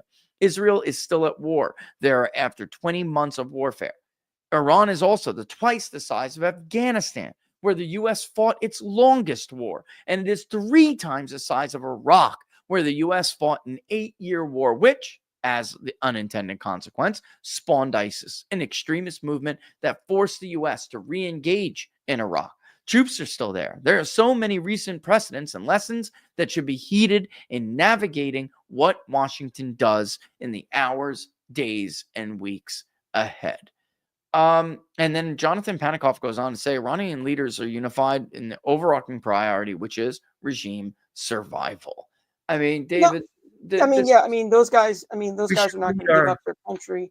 And listen, even if you have a government that's going to take in, what happened? We had a government in place for Afghanistan. Who controls Afghanistan now? The Taliban, the Taliban. same people The that controlled it Taliban. when we first went in. Iraq, the government we instituted first in Iraq is no longer there. Okay, this is not something that just happens overnight.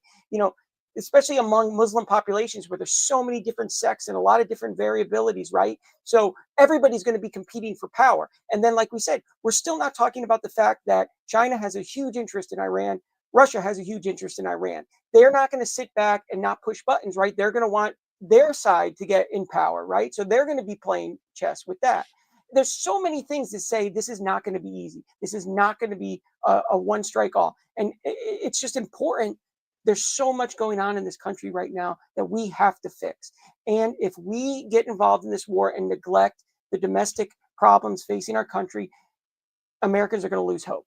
And you're not even going to have you're just going to have so many people that are just going to drop out of the electorate, lose faith in the electoral process, lose faith in our institutions. It's already happened. This would kill it because, like you said, a lot of these people voted for Trump saying this is my last shot, right? Destroy the status quo. That's why when he said drain the swamp, people really went about it. You know, Democrats said, oh, how can you, this and that. That was a powerful message because people, regardless of party, really want it drained. Both sides, they're sick of both sides. They're sick of the same old. And it's important that President Trump does this because we can't get tied into the same kind of problems. You know, think about the money it's going to cost. Republicans are out there talking about we're not cutting enough of this, we're not cutting enough of that. Well, how much money do you think you're going to have to spend if you're fighting a war, right? Israel's not footing this bill, okay? And like I said, they have a really powerful military. Netanyahu, they can behave how they want. They negotiate how they want. We're trying to negotiate things. You know, it's really hard to get Iran to agree to do denuclearization, right? So Trump is going to Iran right now and saying, listen, I'll talk with you. We'll have this. And then Netanyahu, on the other hand, at the same time, is talking about blowing them off the map and taking out the regime. So what are the Iranians supposed to think, right? Well, they're trying to negotiate with us, but then Israel's still saying they want us gone, right? So you're sending conflicting messages. How come Netanyahu never is like, okay, Trump, I'll let you lead. I'll sit back for a little while and I won't open my mouth and I'll let you try and come up with a solution that works for everybody. Instead, he's basically undermining Trump because he doesn't actually want Trump to succeed at this. He wants Trump to arrive at the inevitable decision. Well, the only thing I can do is go in and take him out, right? And so he's making it incredibly difficult for us to have a logical conversation with the Iranians who are intent on survival. You think, like, if they fall, those guys are going to get killed, right? They're like, this is to them, this is their life. I have 2 things I got to tell you. One is, which I can't reveal who it came from, but, and I know John, I don't know what he's doing. John Ratcliffe, as far as I was I've actually going to always text known, you about that yesterday. I don't know what was I don't know what yesterday. he's I was doing, really but disappointed because I was really hopeful about John. I have now heard from 2 different people that there is absolutely no U.S. intelligence to back up either Israeli claims or Ratcliffe's claims that they are on the 1 yard line or whatever of getting a nuclear bomb. That there is nothing, not from DNI is the funnel, guys, at the top of the funnel for all information from the intelligence communities that go to the top. Tulsi Gabbard making that claim should have been taken seriously, that there is no evidence, right? And I have been pressing this for days now. No surprise that they fought tooth and nail not to There have her is confirmed, right? no evidence. And by the way, for people saying, like, why are we even arguing about whether air bomb works? And Trump never said that was his goal. Bro, I just read it. Unconditional surrender. When you start using terms like that, you need to lay out explicitly what you mean by that. And that is what is being told to the president right now. In fact, it's worse. It's worse than that. The president was briefed, I kid you not, defense officials were brought in, people from the Defense Threat Reduction Agency. Do you know what they told him to do? They told him to soften Fordo with a tactical nuke. That's what they was just going to say. We must. What are you talking about? Stop with your friggin' water carrying. It's getting old. You sound like a fucking clown. This is serious stuff. Knock off your stupid dick riding bullshit. I'm over it. These are truly insane people. Truly insane people. Get your head out of your ass. My God, I'm so sick of these people, bro. Yeah, Rich, I mean, you fought, Rich. Better than the people who shill for Barack Obama. No better at all. Nothing. You are the same. Go to the hive mind, buzz around with your little friggin' your little hive friends, okay? Like, you are no different. My God, they're literally telling him to use tactical nukes on the site. What are you talking about? You sound like a friggin' moron. Honestly, delete your social media. You sound like a the Radcliffe thing here. Part of my outburst, folks, I'm over these people. They also told you to shut up while he let Anthony Fauci run roughshod on the country, okay? They also told you to shut up when Robert Mueller brought in Andrew Weissman and everybody went to jail. Come on, man. Shut They told us to be back up. He doesn't need you to ride his D, yo. They told Jeff Sessions, recuse yourself, right? Recuse yourself. It's the right thing to do, right? Which he did. They told Jeff Sessions. That was right aside. Yeah, the worst decision that was ever made in Trump's first term was when Jeff Sessions recused himself. It greenlit everything. Didn't use gas on those. And then you had Republicans. How many Republicans said, "Well, I know same thing." James Comey, right? Republicans. James Comey is an honorable man. He would never do these things. He literally posted a thing, and then he says, "I found it on the beach," calling it 86-47, right? How many Republicans went out there? Like you said before, Robert Mueller. You guys just trust Robert Mueller. He's a man of the highest integrity. I worked for him when I was at the FBI. He would never do, railroad anybody, right? Just trust the process. It's all going to play out. It'll be great. It'll be fine. Same thing. Iran hasn't sent any of your jobs overseas. Okay. Iran didn't sell you out with trade deals that took all of your jobs and sent them overseas. They are not the ones who let the cartels pump your country with drugs. They're not the ones who allowed Big Pharma to poison you and your family and your kids and our generations of people. Like, you are being completely railroaded. Yeah, they're not the ones who destroyed your schools. And you're happy about it. And you're happy about it. You just want to D-ride on a guy, so you're happy about it. You're just sitting there like a clapping seal, letting it go down. Like, you're ridiculous. Ridiculous. Literally read the president's own words. What are we even talking about here? He said unconditional surrender. You even know what the hell that looks like? You think America's gonna just sit there and watch the body count again on CNN? You can't control the situation. You think you can? You can't. You'll have terror attacks 2 years from now. It's just unbelievable. Well, and you have to think too. I mean, before we take some questions, because I just want to say you touched on this at the beginning. You touched this on the beginning of the show, and it's super important because the info about China. I read the article. This was from, I believe it was Politico. No, it was the Newsweek article. The FBI actually substantiated the claims that were made about the driver's licenses from China and all this stuff. The FBI substantiated it and then buried it. Okay, so in my mind, we had a regime change. A foreign government helped orchestrate a regime change on the United States, right? And what happens? China is looking for power. What happens eventually if we're bankrupting ourselves right now, right? We're weakening ourselves, right? And so. What happens if one day, how would you guys feel if somebody said, well, I don't like the US president anymore. I want a regime change. What if a country one day decided that that's the play, right? You have to think about what you're doing. and you have to think about the long-term effects of this. And you know, everything looks great on a paper, right? Every time you draw up a play in the playbook, it looks awesome on paper, right? But it's a real Always. live situation, and the other team reacts to what's happening. Okay. And so just because something sounds good, oh, we'll just drop a bomb, we'll get out there, right? You also have to think about the nature of who you're working with, right? I mean, Israel just isn't going to be committed to a long term rebuild of the region. They're not going to do that. They're going to say, thanks for dropping the bomb for us. We're home now. You guys, can you go deal with that and make sure that a good government gets put in charge? We'll send you political support and I'll say nice things about you on the television. But Bibi's not interested in that.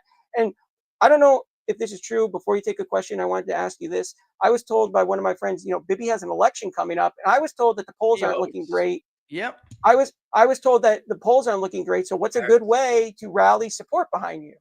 I heard the same thing. I heard the same thing that it wasn't looking.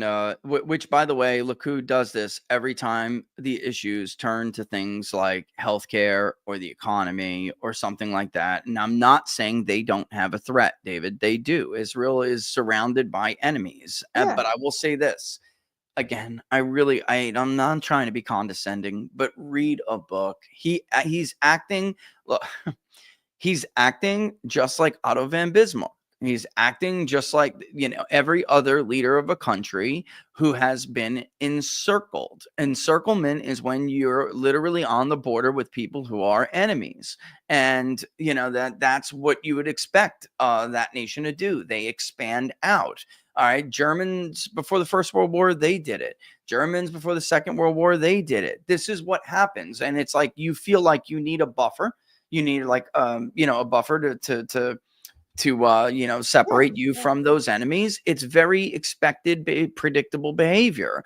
But when this is a long history of Likud and Netanyahu doing this for political survival, I happen to think that probably even like I don't certain of not all of them, but certain of Netanyahu's opponents would probably do the same thing. Like these cries that if Bibi is not elected, they're just going to let Iran destroy Israel. Israel's crazy. Like nation states don't behave. They're rational state actors. They would do a lot of what Bibi No, does. I just think they'd be a little bit more and you open to already had diplomacy. what you already saw in Trump's first term. You had these, they are enemies. They traditionally have not wanted to work with Israel, but for the first time, they started to open up. You had countries recognizing Israel, right? Opening diplomatic relations. So even though you said, oh, this could never happen, they signaled the willingness to finally do it. And now we're throwing that all out the window and saying, well, because what do? If you get like Saudi Arabia, those big countries, you get them on the side, they're going to start pressuring Iran. Hey, guys, you guys need to back down, right? We don't want, you guys can't be acting like this, right? You get those countries on their side, and they might not be Israel's biggest fans, but they work out an agreement, and they'll put pressure on Iran to say, hey, don't cause any more problems. We're trying to do things here. You guys got to get yourselves in line. And Let me so, let me get through yeah, some of these. I got yeah, go ahead, ask it. I don't think I've had this many comments in a long time. I'm gonna try to get through the other things. The bunker buster myth. Thank you for posting that. It's a video. It's in the locals comment chat. You guys should check it out. It is a myth about like how it's just super easy to use a bunker buster. I imagine that's what it's about. MIT professor Ted Postal. Thanks for posting that. USA Now. Check that out. That was on locals, so go and if you're on locals, go look at it. All information's definitely worth looking at. That I'm sure he knows what he's talking about. But this is on YouTube we can show, obviously. It's why I want to start to use Rumble Studio more, by the way, because then I can show the locals comments too. I really do. I need them to up their game a little bit more before I can make that transition, because StreamYard just keeps making it so much easier for us to not even use Wirecast. I mean, StreamYard's just adding things constantly. Like with you now, guests, like we can test your audio much better and everything. It's really cool. Are the rumors of Tulsi leaving the admin over Iran true? It would be a huge loss for Trump and MAGA to lose her. I honestly can't answer that the right way. In the past, By the way, he just threw her under the bus again. I've seen a clip right now. They asked him, apparently this is today in Morristown. They said, President Trump, reporter asked him, what intelligence do you have that Iran is building a weapon? Your intel community said they have no evidence. Trump said, my intel community is wrong. Who said that? Reporter, Gabbard. Trump, she is wrong. okay. And I'm telling you that it's not just Gabbard. There's no evidence to corroborate. It's all of, according to They gave Bush the evidence According too, right? They to showed Bush those pictures, listen, right? the CIA is not the people from the CIA are not just they're telling everybody this too, by the way, as I understand it, that the only intelligence to suggest that that Iran is anywhere remotely close to getting a bomb is circular reporting by the Israelis, meaning circular reporting is when you plant a source of an information like the They hand it Israelis. to you. Yeah. They hand it to you and you basically launder it back and forth and make people think that they're corroborating a source, but it's not it. It's the same source over and over again, laundering that piece of information. It's a big no-no, by the way. And if you're really trying to get a high confidence assessment, circular reporting is basically a scam, and it's not reliable or usable, obviously, for obvious reasons. And the CIA has nothing but circular reporting on this. So, and he needs to, this is what I'm saying. Here's another example, David, of why the yes, ma'am, yes, sir crowd is just stupid. They're allowing him to do this. He's going to bury himself. I don't agree with Cernovich often, but he was right about this assessment he got them to put out that basically backs up what Netanyahu's saying. Everybody knows 3 months from now, they're going to find out that that was a lie. You know what I'm saying? And this is Just going to like we hurt found out him the pictures they sent gravely. to Bush, right? Just like they found. Grave self-inflicted wound, like a politically mortal self-inflicted wound. You're going to be caught lying to the American public about something that was used as a justification to get you And involved. even if it wasn't, and even if you were told it was true and you believed it was true, then you look like you And got you look fooled, right? stupid. It And looks like you got listen, they like, dude, he spent his whole term being lied to by the intel community. He's being lied to by every agency in our government, right? These people have constantly been lying to Trump because they don't. Do you think they care if Trump looks stupid after this? If they get him involved in a conflict and it hurts him? No, that's even better for them, right? dude. They Kill love two birds. this. Think about it. Kill two They birds with one stone. Of course, they're going to get their war and get rid of Trump. Of course, this is And then exactly. you're gonna get somebody in 2028 on the ticket. It's gonna be Nikki Haley. It's gonna be whoever other person they could drag out of there. And they're Chris going to Christie, lose to. They're going and to lose they're to an gonna get their butts AOC. kicked, and then they're gonna Yes, look back and they're gonna be like, "What happened?" they're going to. So I can't answer that, and I wish I could. I've been assured now multiple times that they are not. But the problem is, if you do, this has happened in the Trump administration, in prior ones, and if you do, let's say, if you're Gabbard and you decide that I'm going to stand firm here, I know what I'm saying is true, and you're going to conflict with the president, Yeah. eventually he's going to boot you. Like, that's going to happen. Like, it's I happened mean, before. listen, his worst thing was happened. They fed him white. They told him that Steve Bannon was the one leaking things from the White House in his first term. You have to fire Steve Bannon. He's leaking all the stuff. He's hurting you. Mike Pence was leaking for 4 years. It was Mike Pence's Yep. office was leaking Yep. about the president for 4 years. People in Mike Pence's They said office. it was Bannon. They used it to take out everything. They used it to take out every person that was on Trump's first team that set Trump apart. Yep. Bannon was the first target because he was the most outspoken, and Steve doesn't give a crap. He'll tell you, like, he tells people they're stupid all the time, right? And he's going to say, "No, Mr. President, they're wrong. I'm right." And they hated him for that. He was an outsider, Yep. right? So But they're going to do the everyone same things here. If they isolate JD Vance, if they succeed in pushing out JD Vance, because he's going to be the next target after Tulsi, right? Especially if he doesn't start towing their line. They're going to start doing things that isolate JD Vance. JD Vance is probably the only chance Republicans have right now to really win in 2028, but it's contingent on a lot of factors. The war would destroy that chance too, Yeah, because it's he's over. going to get clouded with the stain of it. He Absolutely. has a lot at stake here. We just have to think these things through. And, I just don't understand sometimes how the president's circle gets filled with some people that just are so opposed. They Well, that's just why, I don't. mean, David, let's be real. That's We're in year 12 of behind this, and some it of this. really, That's yeah. behind some of the anxiety and why people, are like the Bannons and the Tuckers and, me and others. Like, it's not as it's not as if we don't have examples where we could look back, and if you stayed quiet and you shut your mouth, he wasn't misled and then led down the wrong path. It has happened before. They're acting as if he's an infallible man, and that is foolish. I know of one infallible man in the history of humankind. He died 2,000 years Maybe it's ago. not the Pope.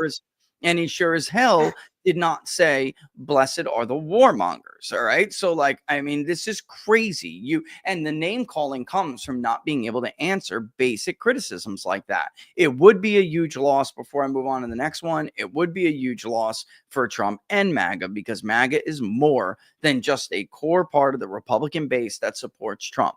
It is way more than that. You can't get to 50+1 if you don't have these people. And, Tulsi, the RFK wing, this is a massive They're gone loss. forever. They're gone forever because they will say they had an olive branch, that was extended in Tulsi. And then when Rich, you showed the video. What about those mayors in Michigan, right? Those mayors who endorsed Trump because they promised their vote.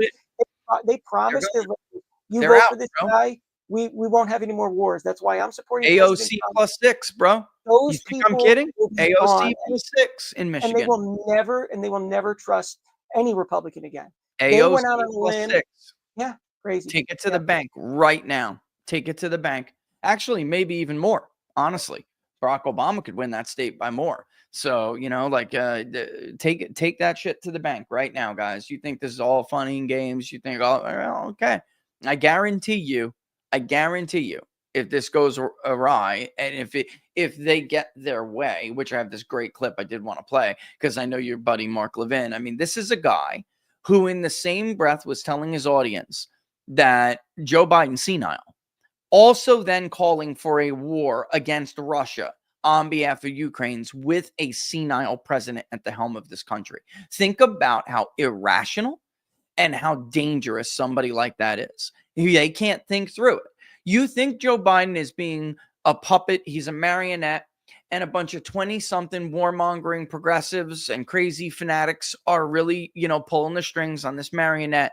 You're calling for a war? You are a moron at that point. Like, I can't even discuss anything with you. You're so stupid. All right. By the way, they all have the blood of millions of Iraqis and Ukrainians and Russians on their hands. They don't care about I have no interest in talking to them. No, but because they don't care, David. They're bad people, right? Because they're not Christian. And that's a horrible thing. Listen. Don't throw this Christian shit at me. This stuff bothers me so much. Blessed are the peacemakers, it says in Matthew. It does not say, go kill the negotiator to extort your friend into fighting your battles. It doesn't say that. Bless Israel. You're going to quote Genesis to me? Now you got me going off, because here we go. I have a question. Genesis is Old Testament and Old Covenant. There is nothing. There is no duty, obligation, nothing for Christians to defend Israel, because there is a paragraph in Genesis that says, blessed are those who bless Israel. Give me a break. Politicians are. I know I've talked to you about this before. This is, I'm Catholic, went to Catholic school my whole life. I don't feel comfortable a lot, like using a lot of religious stuff when I campaign and do things, because I feel like you're playing on emotions of voters. I'd rather give them substance and facts, because a lot of Republican politicians understand that their base is very devout, a lot of born again. And so they start to quote Bible verses and stuff when they want to kind of take their eyes away from the prize, right? So then the voter hears all the good stuff with the Bible and Jesus and all that, and they kind of don't listen to the rest of the stuff that they're also saying with it. And it's a tactic that really disgusts me, because you're manipulating people, and know what their weakness is, and you're going for it. And we criticize Democrats for doing that kind of stuff, but Republicans are really adept at it, and a lot of it has to revolve around the Bible and all this stuff, right? Did you read Mike Huckabee's message to the president? I was going to text you, because I did not like it. I was terrified because this guy is literally telling Trump that his job, God saved him to go bomb destroy Iran. And I was like, do you realize? And everybody was posting how beautiful. I was like, do you realize what he's saying here? He's literally throwing in a bunch of Bible verses, and he's telling Trump that God saved your life to go kill 1 million people. Insane. It's insane. It does make you wonder where we would be right now if Trump hadn't turned his head. 100%. Because, like, if they succeeded in killing him, I think if they succeeded, Kamala might have won, dude. Kamala might have won. Honestly, who would they have put in his place? JD last minute. Maybe JD would have gotten no, because there would have been a huge power struggle. Because there would have been a lot of people. We would have fought ready. They would have thrown someone in there. Maybe you would have gotten the sympathy vote, right? We'll vote Republican because they took out the president. I don't know. It would have been really weird. It would have been terrible. I said, Lyndon Johnson got that after they killed Kennedy. He did, and he was one of the worst. Lyndon Johnson responsible for a lot of the shit we're dealing with today. He was one of the worst presidents in American history. Yeah, He he's was, terrible, dude. I mean, terrible president. Terrible president. And Yeah, by the way, on that note, when it comes to progressive reforms like Lyndon Johnson, yeah. The Baker said this when we were talking about FDR before, and he's 100% correct. The war is what led to the economic recovery, not the New Deal. Like this is and a we're actually, taught this myth that the New Deal brought the economy back. It did not. The New Deal was actually there's plenty of scholarship to and this suggest is the something New that Deal I like, hindered the recovery. In fact. and So, yeah, and by the and way, the American also, Recovery and Reinvestment Act, base player, same thing. Obama's so-called second New Deal when he came in, that was the biggest scam going, and it hindered oh, it's the like the, what private was it, sector's ability to do the projects for the infrastructure government. bill, right? The Yeah, infrastructure bill. Yeah. yeah, which hindered the private sector's ability to do projects that they had earmarked for government to pay off Obama's donors, and they never got done. Remember, shovel-ready jobs turned out not to be so shovel-ready. Those projects could. I've read a great piece on this. I actually quoted it in my 10, 12-year-old book now.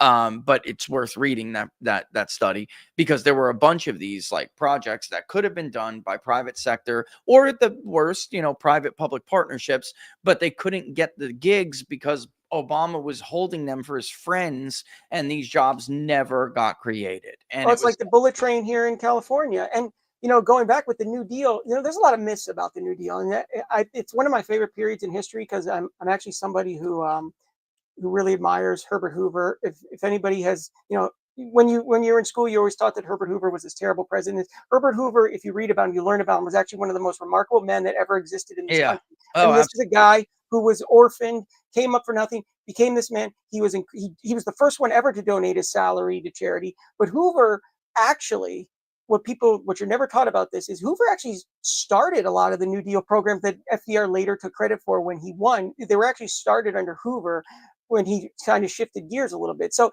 it's just a fallacy and stuff. And I do want to ask you a quick question, Rich, because I've been interested, and I meant to text you this. I'm interested in that I haven't heard, maybe I missed it, I don't know, but I haven't heard RFK say anything about this whole situation. And I'm actually interested to No, hear he what he hasn't. has He's to say. I probably was wondering smart. why Probably because he smart. doesn't want to Just go shut he up. doesn't want to go down with Tulsi. Yeah, Yeah. probably smart to just shut up, dude, and not say anything, honestly. But I can't imagine he'll be happy if this goes down. I mean, I don't think it's gonna do good. It's just gonna look bad, man. I just don't know. You know, you talk to voters, you do the polling. Mark Mitchell's been saying the same thing. He's polling every day. I just go back to the people that I talk to. I can only speak for the ones, these people that I spoke to, thousands and thousands, probably tens of thousands. Spent 2 years of my life campaigning in the Central Valley, talking to people. Nobody wants this. I just can't. It's hard because these people that make the calls in the Republican Party, it's so unfortunate. They're not giving you the type of candidates you deserve. They're not doing what's best for you. And I know we all want to have blind loyalty to the party, right? We got to support the candidate. We got to support this. But the people that are making the calls are robbing you of the right people to represent you. Okay. I believe if we had more average Joes in Congress, we'd have a lot better government, because take my district here again. We was CA13 could is, they is just do a any worse, remarkable David? district.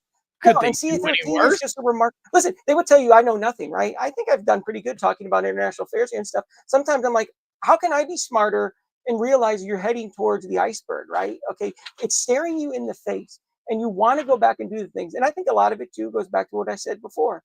They don't really care if Trump goes down for this, because it's killing two birds with one stone. It They're is trying. Their 100%. goal right now is really to move on, is to go back to the old party once Trump is gone. And they're really hoping they can do that. And it's really apparent. That's why JD is never going to be able to waltz in there. He's going to have a fight on his hands.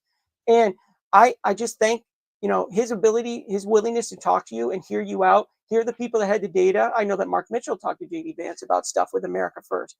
JD understands that they have work to do. He understands. He's trying to learn about the coalition, and he's willing to hear about it. He's not listening to some stupid NRSC consultant that never goes out in public. He's talking to people that actually talk to these voters, and he's understanding them. And he's saying, well, and he's taking that message back to the president, saying, well, I've been told this is actually what your voters want, sir. Right? There is that base that still believes in the world policing, but that base is always going to vote Republican, right? And they're not enough to You're not. win That's what I'm a saying. national You're not in level. jeopardy. You're not in jeopardy. You No, know. those people are always going to vote for the GOP candidate. Yep. They might be mad you didn't blow up Iran, but they're still going to vote Republican. What you are in Right. jeopardy of is getting the low prop voters that you need, Mr. Congress people, to be reelected next year, right? Have you solved that issue? Have they done anything to solve that issue? No, because generic ballots are not doing great. Okay, in a lot of these congressional seats where redistricting has already screwed them, right? Because Republicans sat by and let the Democrats basically rig a census. Nobody said anything. So there's a lot on the line here. Our party's got to be smarter.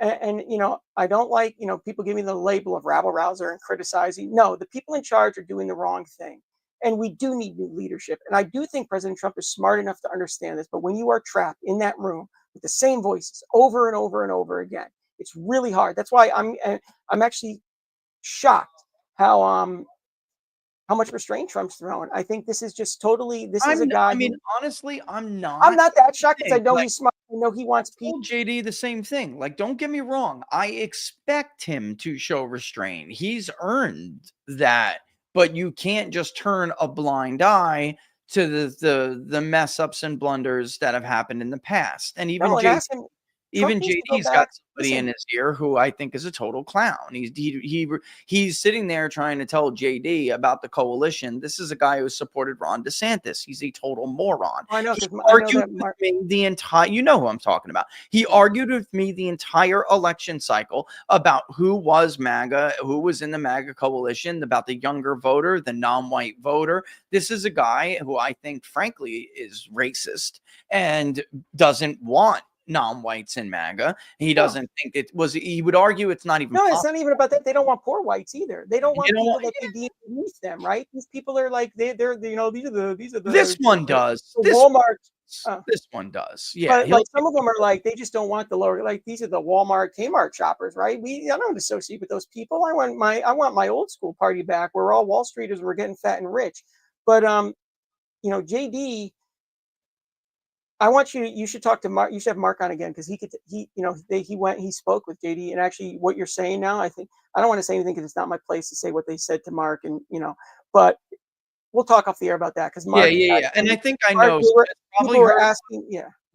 Heard a lot of what I heard. Which again, like the problem is it's a bit of I don't know what to call it, but you are walking into dangerous territory when you're trying to thread a needle like this. And I don't subscribe to the idea that you can control everything like that, David. I think that the best bet is to be honest, right? Like, here we go. We're already starting with a lie. We both know that Iran is not on the cusp of getting a nuclear weapon. Now we're already starting to be lied to about that. And like, we're not supposed to believe Tulsi. We're not supposed to believe all of these. By the way, I just saw on Twitter now, somebody else must be, okay. So this is a thing. All right. Now people are starting to get the same message that I got. Like, look, it's not true. So there's obviously some faction that's pushing back on they don't want to lie to the public.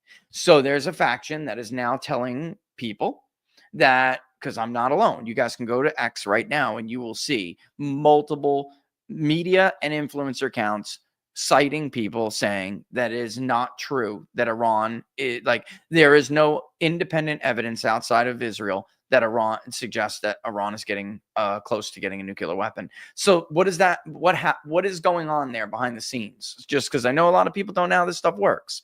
This is a group of people who know that this talking point has been greenlit to go out, and they are opposed to it because it's not. And they are going to leak to make sure that somebody is on the record by saying that it wasn't. And I don't think that's undermining, and I'm not going to, because people are going to say that's undermining Trump. I actually don't. It's trying to get Trump the real information because he's being lied to by people he trusts. And I think, quite frankly, there's a lot of the people that have been in the room with Trump now for 12 years. And sometimes I know Trump, has a lot of loyalty. He's a loyal guy. He needs to ask himself, what actually recommendations have these guys given me that has been good for the last 12 years? Because they told him to sit by and let Robert Mueller do his work, right? Oh, don't worry about it, Mr. President. You'll be all right. Oh, COVID, don't worry about it, Mr. President. It's not going to do this. Oh, don't worry about the election, right? Because Trump was worried about election fraud, right? He knew the Democrats were going to try something. Oh, no, we got it all handled. Don't worry about it. Meanwhile, his instincts in all three examples you just cited turned out to be 100% correct. He was right. 100% correct. He said, said, and I know it was reported at the time, but when the special counsel was appointed, he said, Jeff Sessions just ruined my entire presidency. He said that, and he knew it. When, COVID happened, he was, and I know all the DeSantis people who are now supposedly real MAGA and everyone else is fake MAGA because they don't want a war with Iran. All the DeSantis people had brought up the COVID stuff like it was his original sin, right? Meanwhile, the truth is he wasn't. He actually was against the lockdowns before DeSantis was, but he had felt like the pressure was too much and he had to capitulate to the pressure. The Imperial College study was brought into the administration and they sat him down and they said, Yeah, and look, then they come up with fake polls and the you're fake going to data. kill your own voters. And they brought the fake polls in.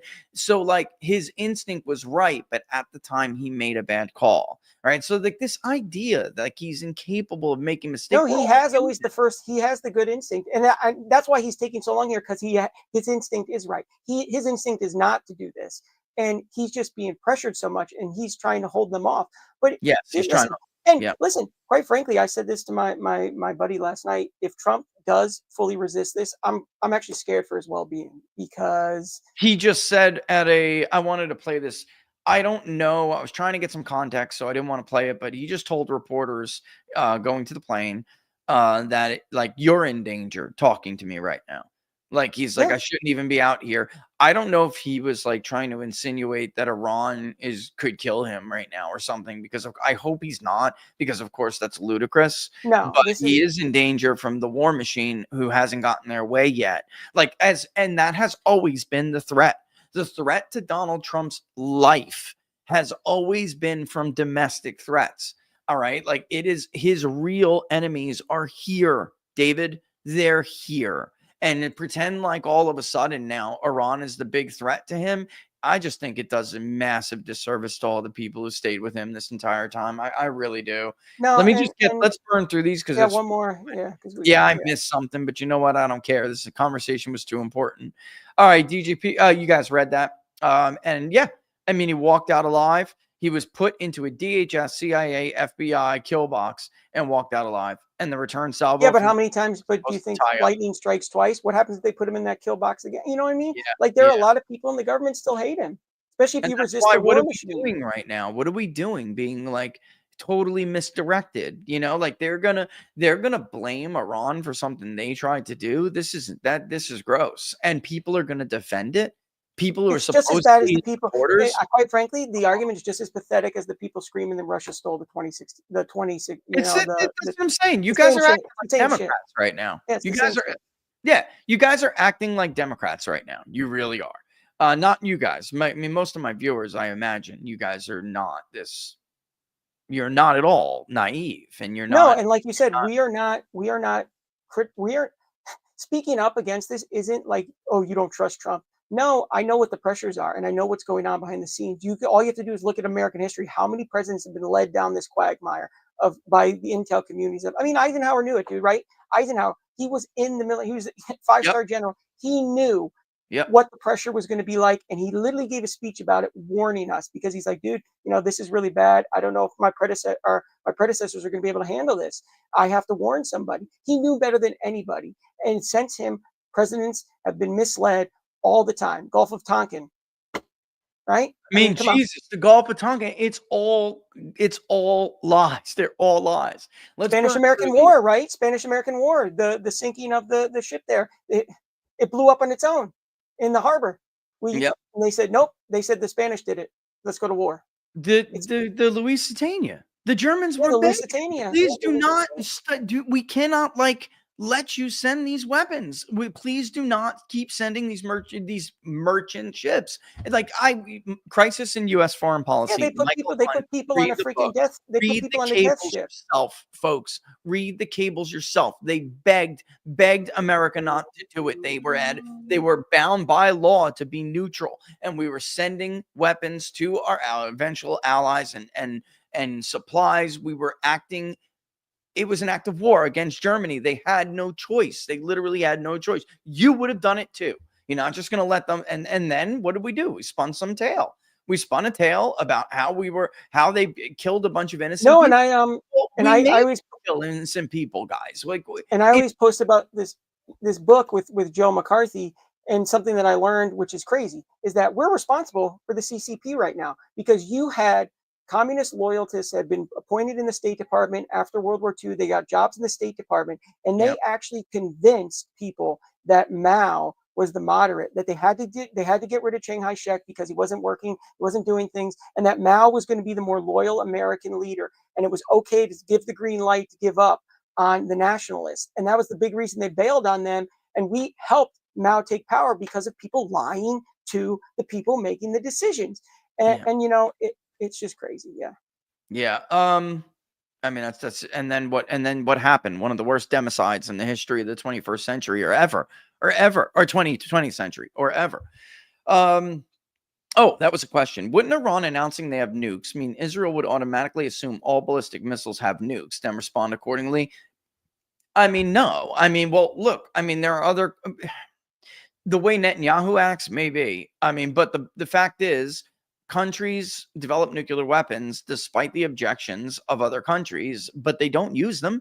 It's a Pakistan, deterrent. It's a India, deterrent. it's a deterrent, guys. Mad, mutual, assured destruction. Like, no, just because they get a nuke does.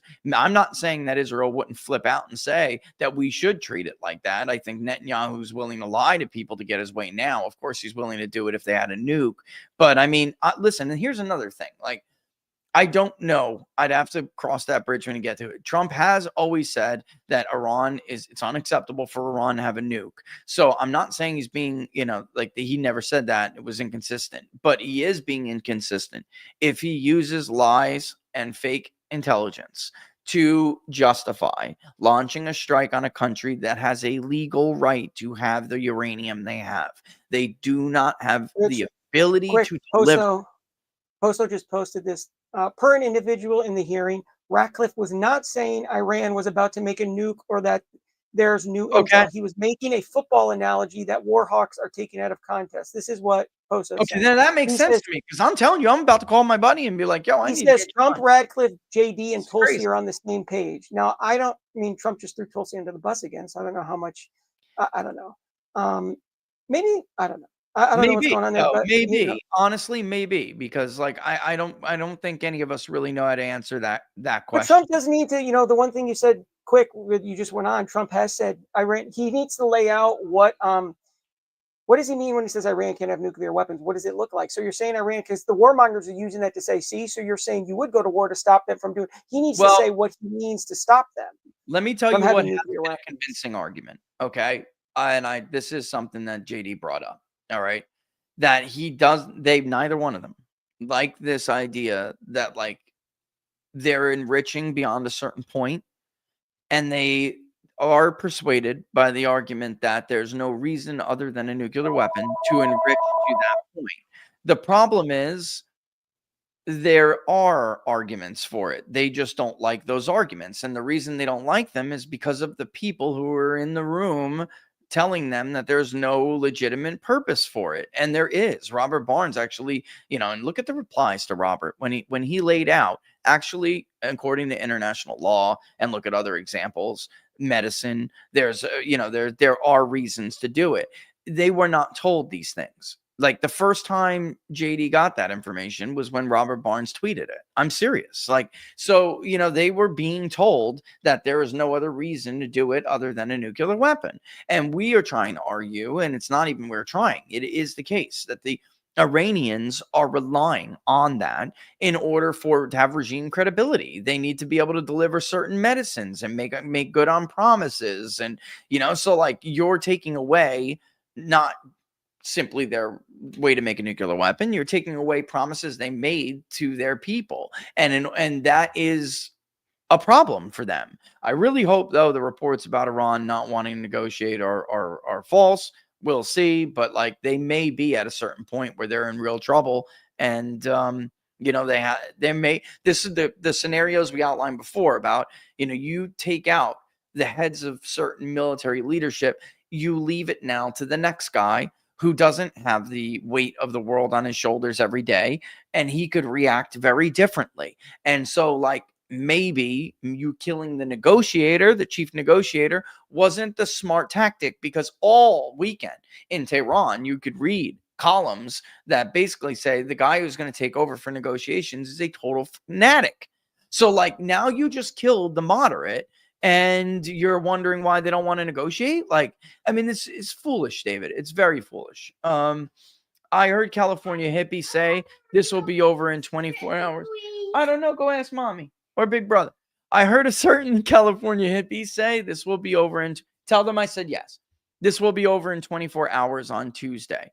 You mean the riots or the war? I mean, because like, if you 24 hours is like, if it's meant this with Iran, I mean, he's worse than a hippie. He's totally clueless. Okay, that was Space Player. Okay, then Life of Brian. Neocons hold Trump's agenda hostage for war. Trump caves. Neocons still stall the agenda. I mean, that's the thing. Like, if they did win, they would still screw him on the agenda, because they would feel like they ran him over, like they did during immigration, the first Trump term. They told him, and he listened. So here's another example, David. They told him, do the taxes and the regulations first, healthcare actually first, then taxes and taxes, the regulation stuff they kind of did in between, and then we will come back before the midterms to build your wall. They lied to him. Shocker, shocker. He agreed. He even signed the omnibus bill, which his instincts told him, and he went to the microphone and said, I don't like this bill, but I'm doing it to get my wall. He never got his wall. They lied. Kevin McCarthy never came back. Paul Ryan never came back, and they never pushed the wall bill. So you never got the wall. Not full, not finished. Even though there was an interactive graphic from the customs website, you could go and you could have looked up and you could see the progress they were making on the wall. So, like, DeSantis' supporters during the primary were lying. A lot of the wall was built, but he had to do it another way, because he had to use the power of appropriation to do that. And he took some money from literally the defense budget to do it. You guys remember that? But McCarthy and all the rest of them bullshit him. And this is what they're trying to do in the Senate right now. But he's being genius. I'm telling you, it's genius to make them wait like this, David, because he knows over time it can give him more time to make a deal. And also, war becomes very unpopular very quickly. Military action becomes very unpopular very quickly. The longer he can stall them, the better it is for Trump. So, oh, you're muted, buddy. You're muted. But you wanna I just worry what Bibi's going to, the stalling. I just, Bibi is just, he's a guy with television right now.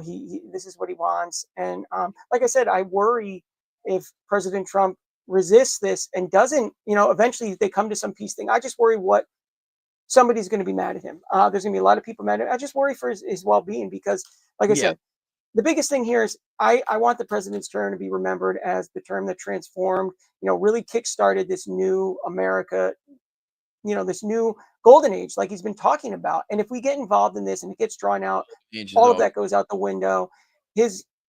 He's not going to be remembered for the transformative leader he wants to be remembered for, which he's fully capable of.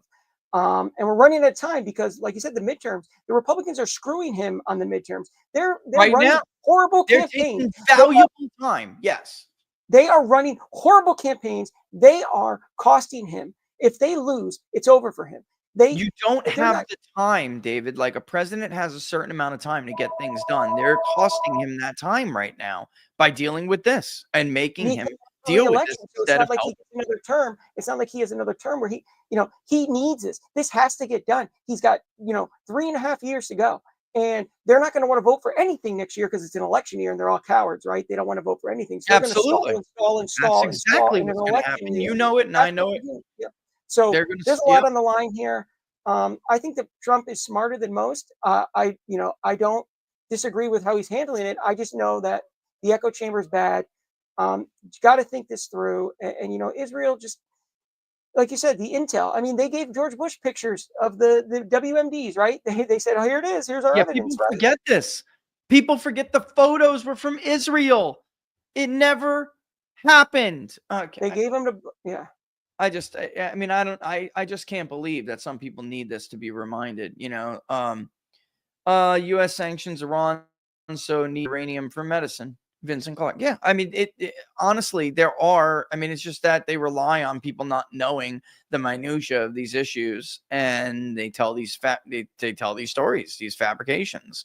And Um, obviously, fear is a big motivator. So when you say, "Oh, they're going Big to blow up New motivator. York," they're going to blow up New York. Everybody gets scared. Oh my God, they get a nuclear weapon. They're going to nuke New York, and it's really hard to get people to calm down and think rationally when you're throwing fear at them.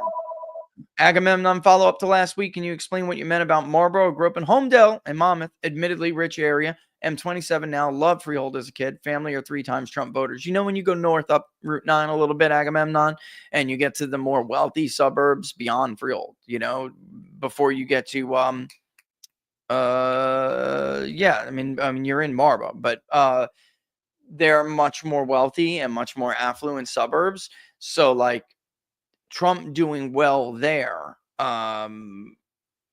is, you know, I mean, forget about going further north to like Morris County. Trump doing well there was remarkable, but also they are the voters that are they're a problem for Republicans right now, especially a more longer, lower midterm, like a midterm, a lower turnout election. You're going to get the more higher propensity Democratic rich white voter instead of the ones that came out and voted for Trump. And yeah, son, hang tight. We're gonna go. All right.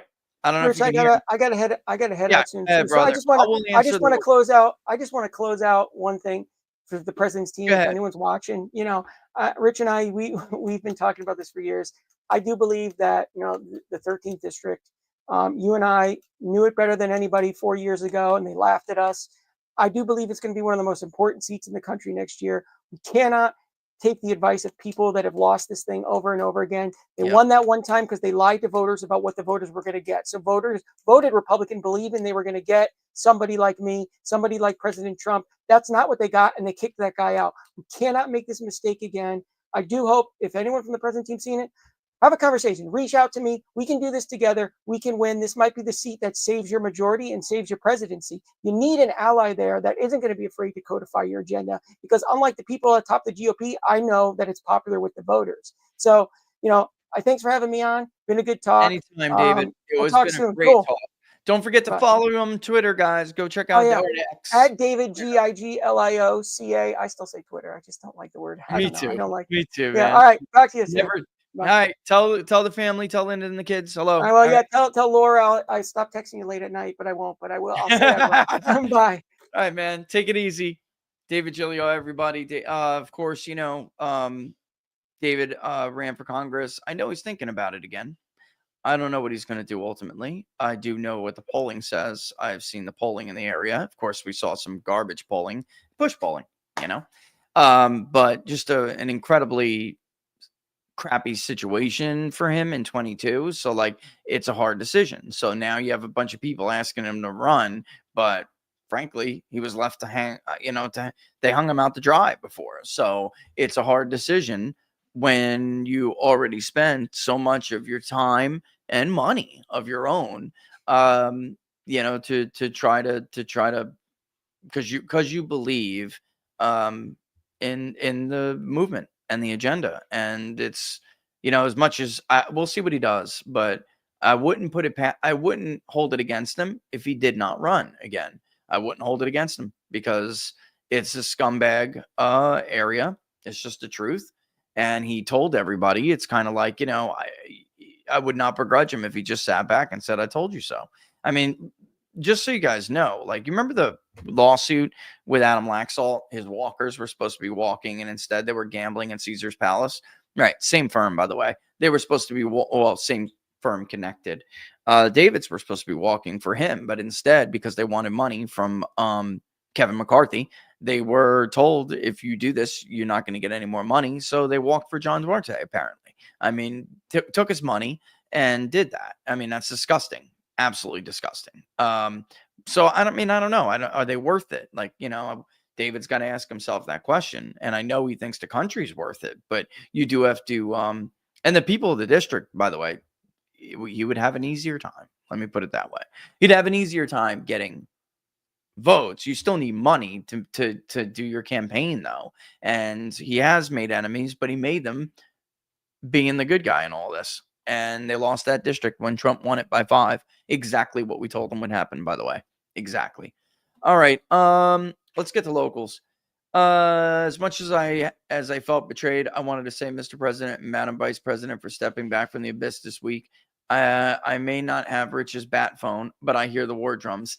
You're feeling the weight of the pitch. Send in the B2s, tip a tier 1 team, strike the enrichment sites. I'm telling you, it's fool's gold. Your base knows it. Please, for the love of God, don't let Israel break your streak of never starting a war. Yep. Already, support is bleeding. Israel went from a net positive to a net negative in U.S. public favorability, down 12 points since the 2012 Pew poll.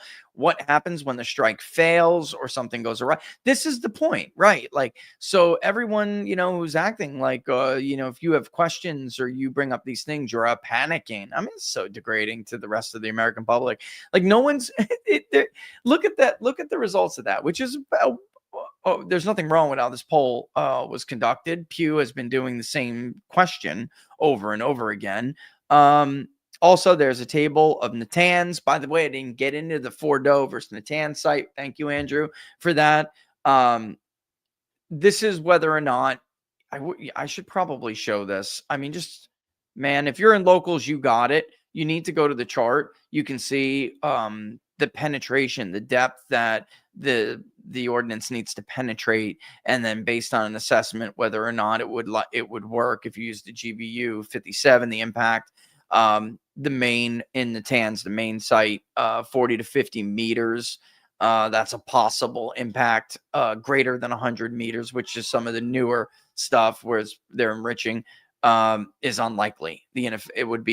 Cruise missiles would be ineffective. So, I mean, 7.6 meters of concrete, rock, and earth. Yeah, this is really cool. You should share this around.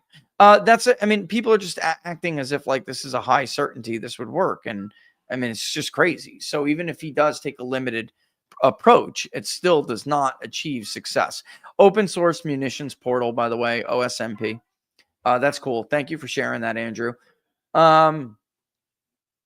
You remember how hard the Houthis made it to even fly jets in? That was the miners. Iran's got new anti-ship missiles, upgraded defenses, and now Russian tech.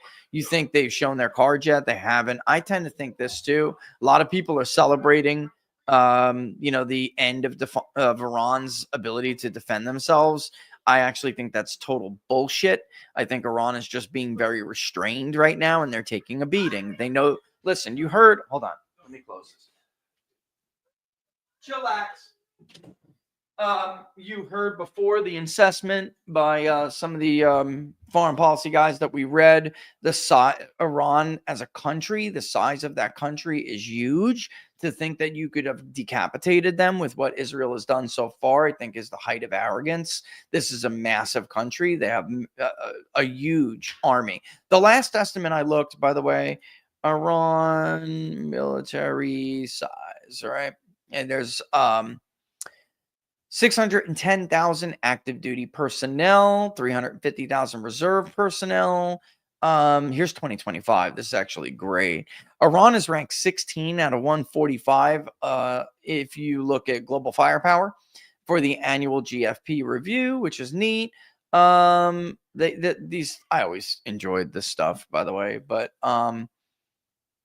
this is a lot. 1.18 million in personnel, 42,000 in the Air Force personnel, 350. This is active. If 350,000 in the Army personnel, 18,500 naval personnel. Those are regular Army, Navy, Air. That is not what's in reserve. They have 220,000 in paramilitary.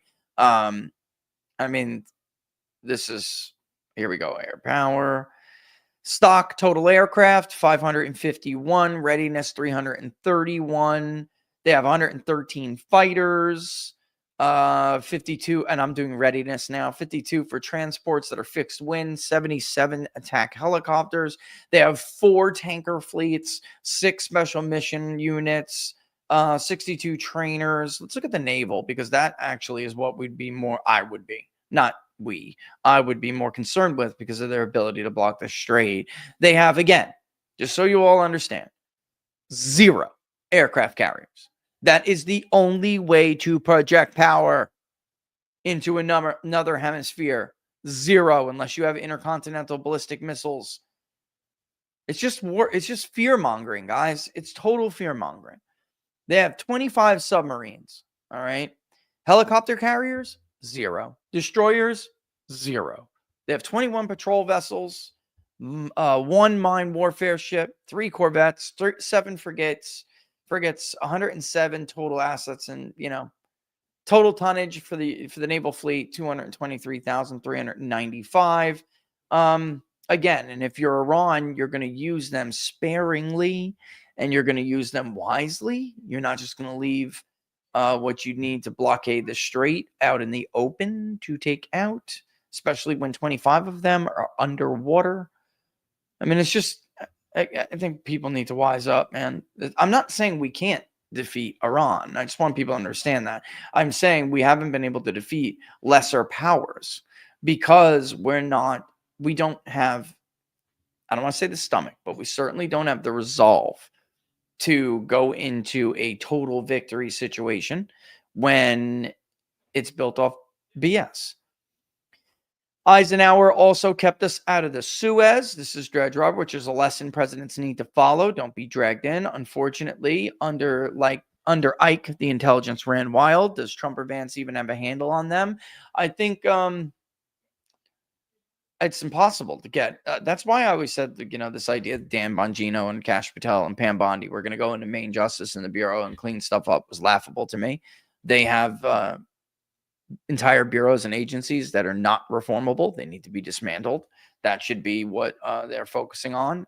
These are mission creep is not even the correct word. It's beyond mission creep. These agencies and bureaus have lived beyond their expiration date and their mission statements, and now they just meddle in affairs and do, and that they shouldn't. Then we don't need them. Is my point.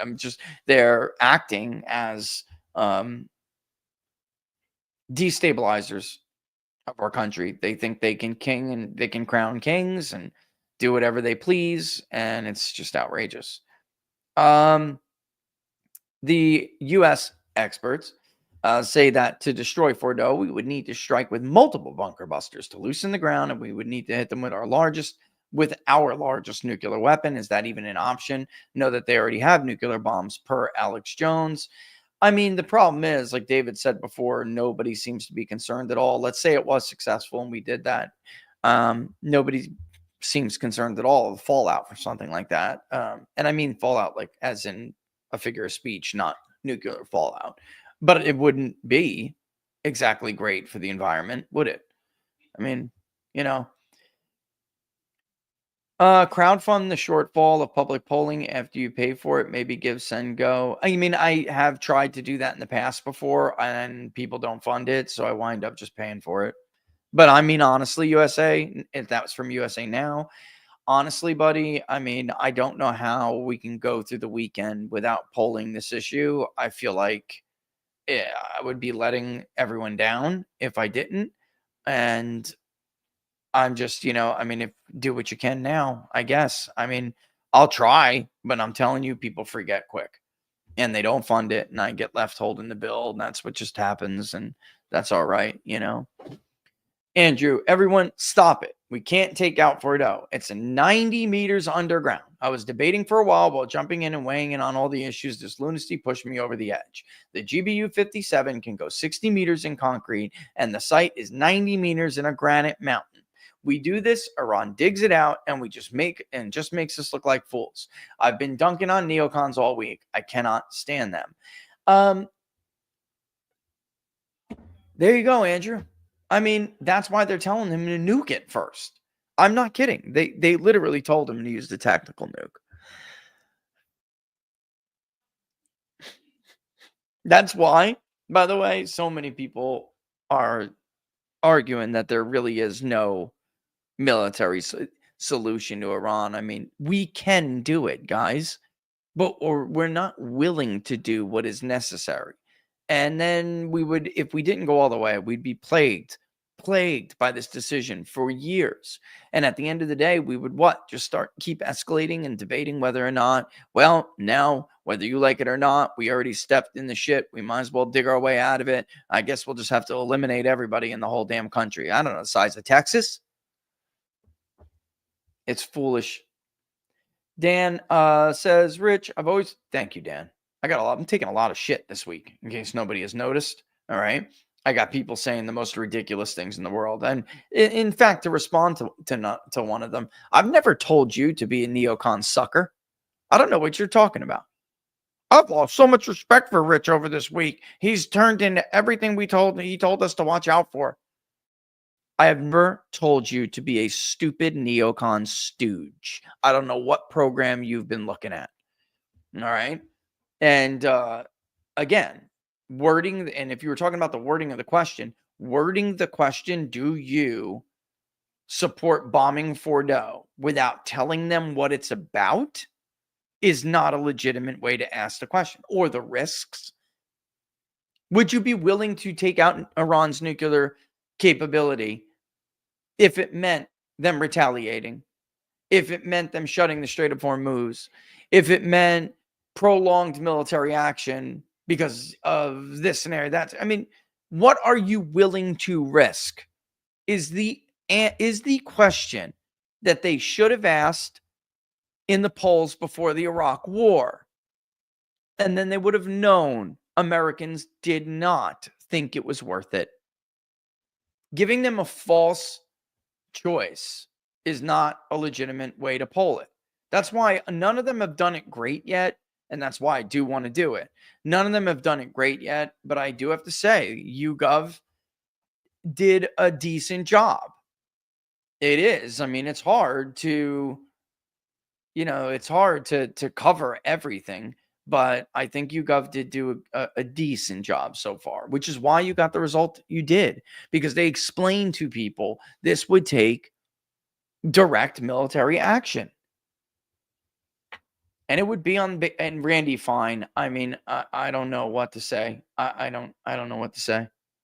I don't know what to say. Rich is right. The neocons are the only barrier. Rich is true that the neocons are the only barrier to the big beautiful bill, because it seems like that there are not enough votes to pass it. But I can't tell who is posturing and who is serious in opposition, and that's before we get to the idea that the Senate version is different than the House, so we'll need to go through there again. Right, and this is all work, Robert, that should have been done now. That should be getting done now. Lindsey Graham hasn't had time to pay attention to this. He's too busy on every channel calling for a multi-front war against every nuclear great power state in that region and outside of that region who has any influence whatsoever on that region or a stake in it. This is crazy. It's got to be kicked back and forth. Well, we can walk and chew bubblegum at the same time. No, you can't. Actually, you can't. History has shown you can't. History has also shown that when Republicans get what they want from Donald Trump, they screw him and they don't come back and give him their side of the deal. They did it to Reagan too. I don't know what you all are like. No, that's not going to happen. It always happens. Where the hell have you been? And whatever. I'm just cautioning you. You want to lose the coalition, lose it. It's not my coalition. You want to lose it, go ahead and lose it.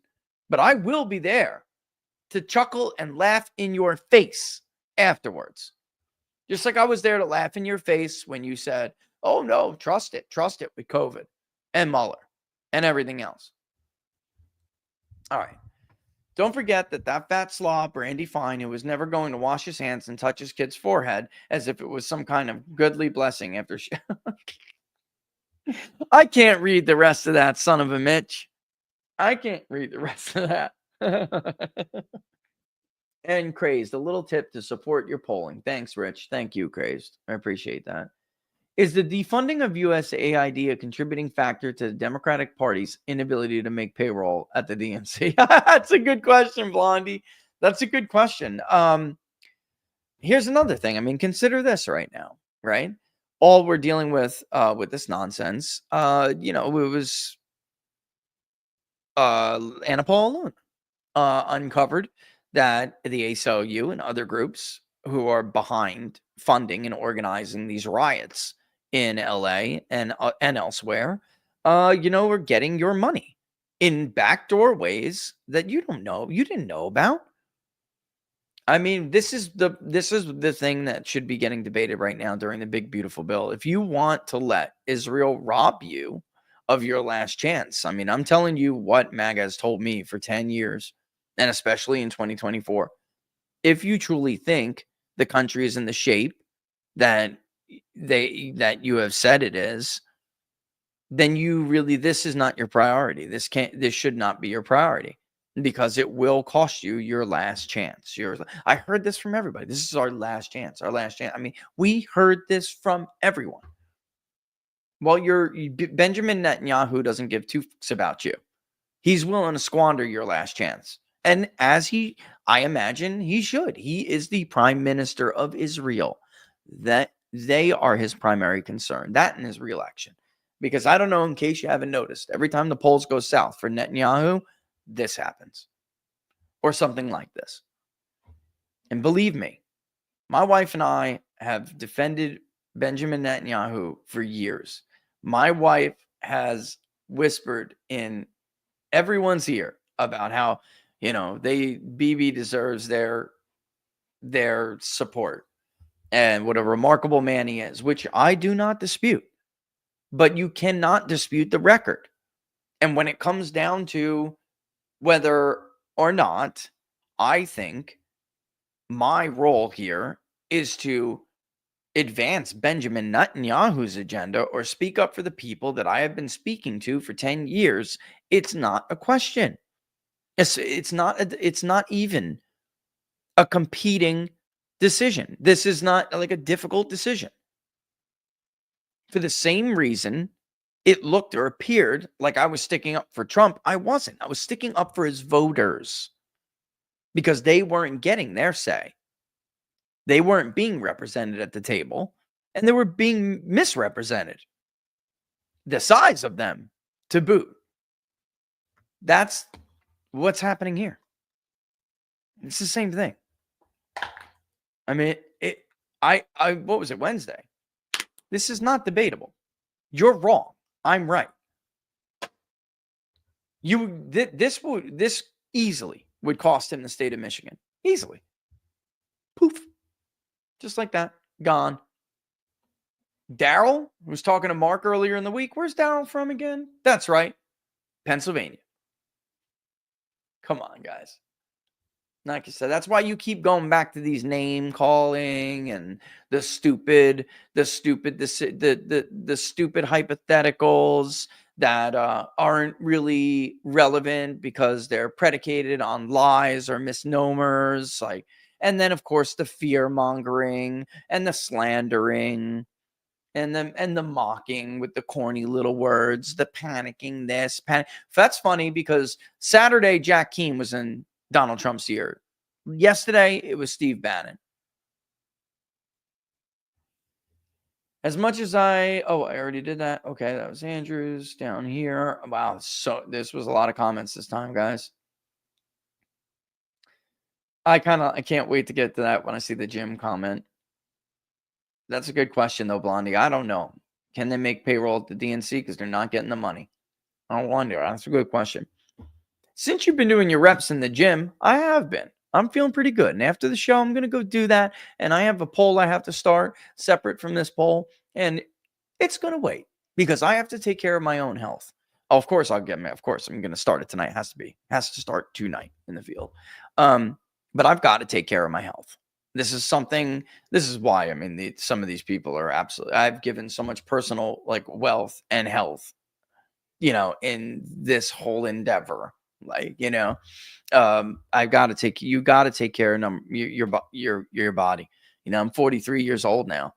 I've been trapped without vitamin D in a cubicle measuring public opinion for 10 years nonstop. I got to get back in there. Since you've been doing your reps in the gym, let's lighten things up. Can we have a charity pollster marathon? All proceeds to pediatric cancer research. You're handicapped by polling misses in 2024, and you can have names. You would be on point in Nevada again, Tony Seltzer. But you'd have to drop that Nevada poll. I want to see Nate Silver against Mark Mitchell. That would be hilarious. MMA-a-thon. So charity pollster MMA-a-thon. I'll take anybody in this industry on. I'm down. So what Andrew is proposing is us pollsters do a MMA-a-thon where we fight for charity. Proceeds go to pediatric cancer research. I'm down. I am so down. All right. I just don't think it's fair to any of these guys at all. Right. I want to see Nate Silver against Mark Mitchell. But Andrew, the problem with that is Harry Enton, Nate Silver, they're not pollsters. They just pretend to be experts on them. Now you see the media is referring to Harry Enton as a pollster. So he's now gotten the same treatment Nate Silver did or still does sometimes. It's like they just make this crap up. You are not a pollster, Harry. You have never conducted a poll day in your life, bro. In fact, your entire job is to have a segment on one of the worst propaganda cable networks in the country, and you cherry pick the worst polls to get whatever narrative you are interested in getting for that day, even if that narrative is in direct contradiction to the one you just did the day before. Like, I have been blown away watching this guy go back and forth the way he does. One day, Trump's issues on immigration. That's why he wants this fight. 24 hours later, Trump lost this fight. Yeah, okay, bro. You know what the hell you're talking about. America would love it if Donald Trump would ignore all of this and go back to immigration. David must win California 13. I will help to make that happen. You know what time it is? Also, I require weapons-grade autism trolls in Congress. I miss Gates.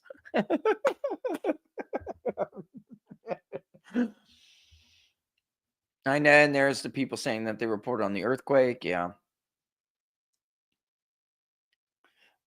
People keep saying we've got the technological advantage or Israel can absolutely stop Iranian missiles. Well, clearly they can't, right? Like, this idea that the Iron Dome performs so well, Andrew, is wrong, obviously. Military hardware and investment has gotten far cheaper. I'm terrified of how slow and inefficient development new radar and missile development has been, especially ship defense. Forget about it. Laser-based must be the way. If we go for this, Iran could pop out of one of their fortified island amid AMD, launch a supersonic ski skimming missile toward a carrier. I think that people really do underestimate our enemies, and they are just like Putin has, guys, showed remarkable restraint. Remarkable. I think David's right. I don't think the Ayatollah wants to die.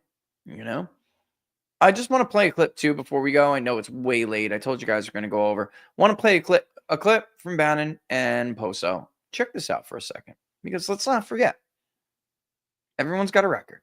China's trying to come in. The same crew, Levin, Hannity, Cruz, Lindsey Graham. Lindsey Graham's over there for the assault. The same exact crew with the blood on their hands of 2 million. Let me be blunt. 2 million Ukrainians and Russians. 1 million Russians, Christians, dead or wounded. A million Ukrainians dead and wounded. And here's the point.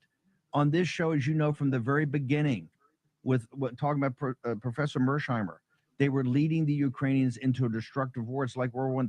The catastrophic nature of that conflict is revolting. Who cheerleaded that, and where are they now?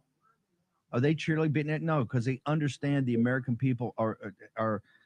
They want a new proxy war before they even finish the last one. Right. Exactly.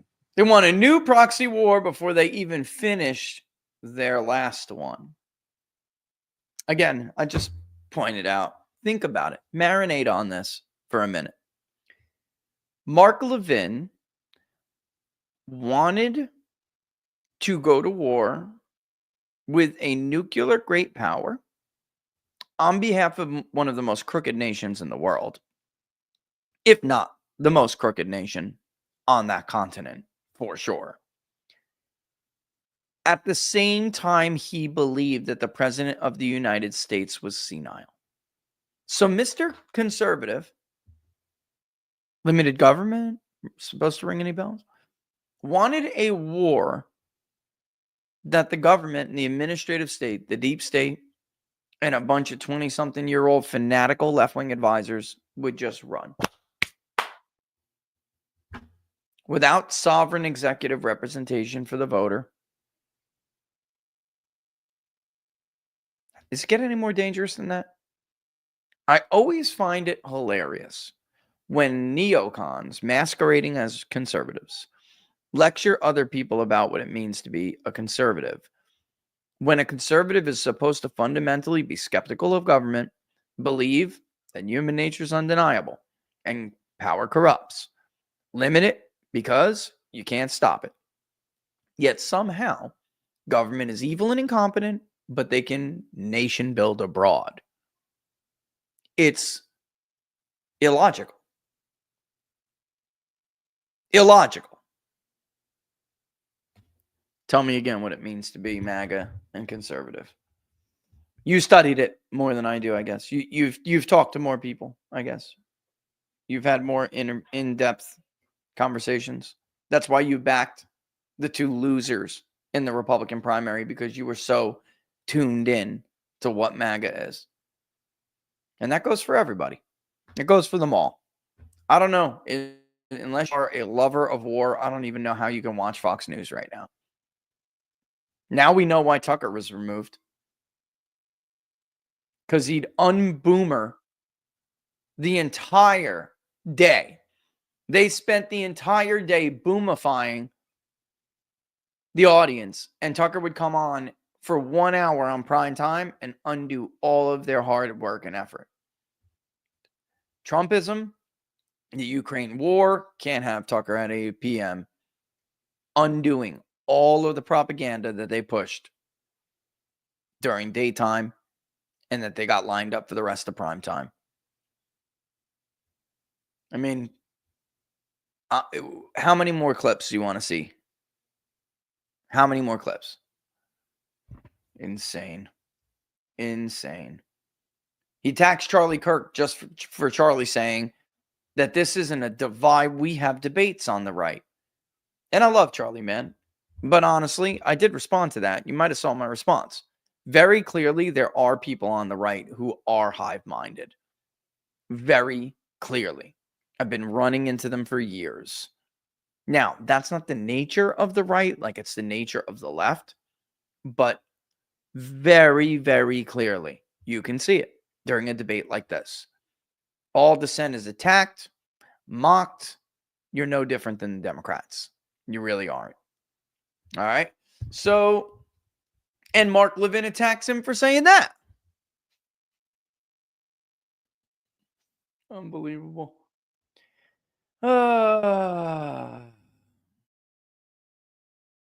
It's unbelievable. Yeah, we only have an hour today, and I tune in 3 hours later. I know. I said we were going to go over, but I didn't realize we'd go this far over, Nathan. You know? Well, it had to be said. It's 5 p.m. now. I will let you guys get on with the rest of your day. Book club on Sunday. Please, for the love of God, join book club.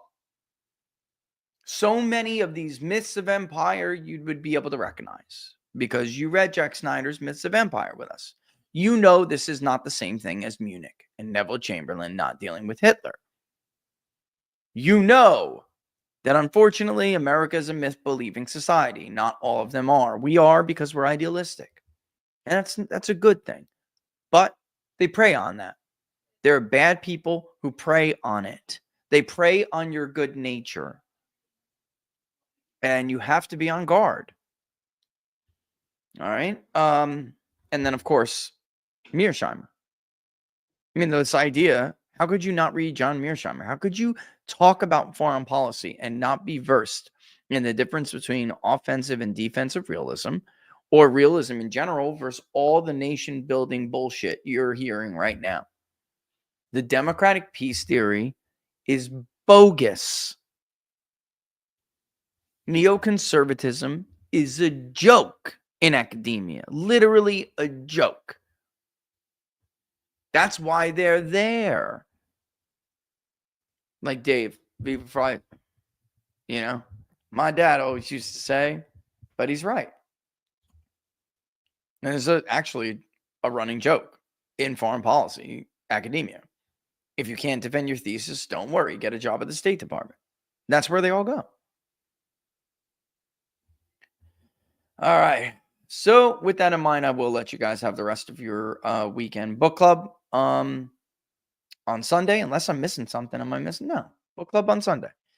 And we'll go back to nations and identities. By the way, how do you think the nations and identities will be impacted by a country of 90 million plus being toppled? Look what Syria did to Europe. What the hell do you think Iran would do to Europe? Who's taking those migrants?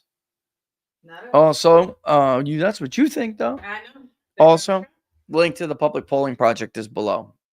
Let's see what we can do. Let's have a huge burst of fundraising for the public polling project so we can put some sanity out there, because we'll do it in a series of questions. The entire survey will be about it. It will, outside of approvals and stuff like that. We cannot let people have this moment, like, without having honestly phrased questions designed to deal with the reality of the situation, not what people, the propaganda wants to push. Like we told you Monday, Murdoch Inc. was going to go. I told the vice president, get ready for Murdoch Inc.'s propaganda polls. Boom. Within 48 hours, there it was. CNN missed the national popular vote, and all but one battleground state, which they didn't predict Trump was going to win. It was just they said it was tied, so they'll be able to claim they were in the sampling error. That's Pennsylvania. We're wrong in every other state.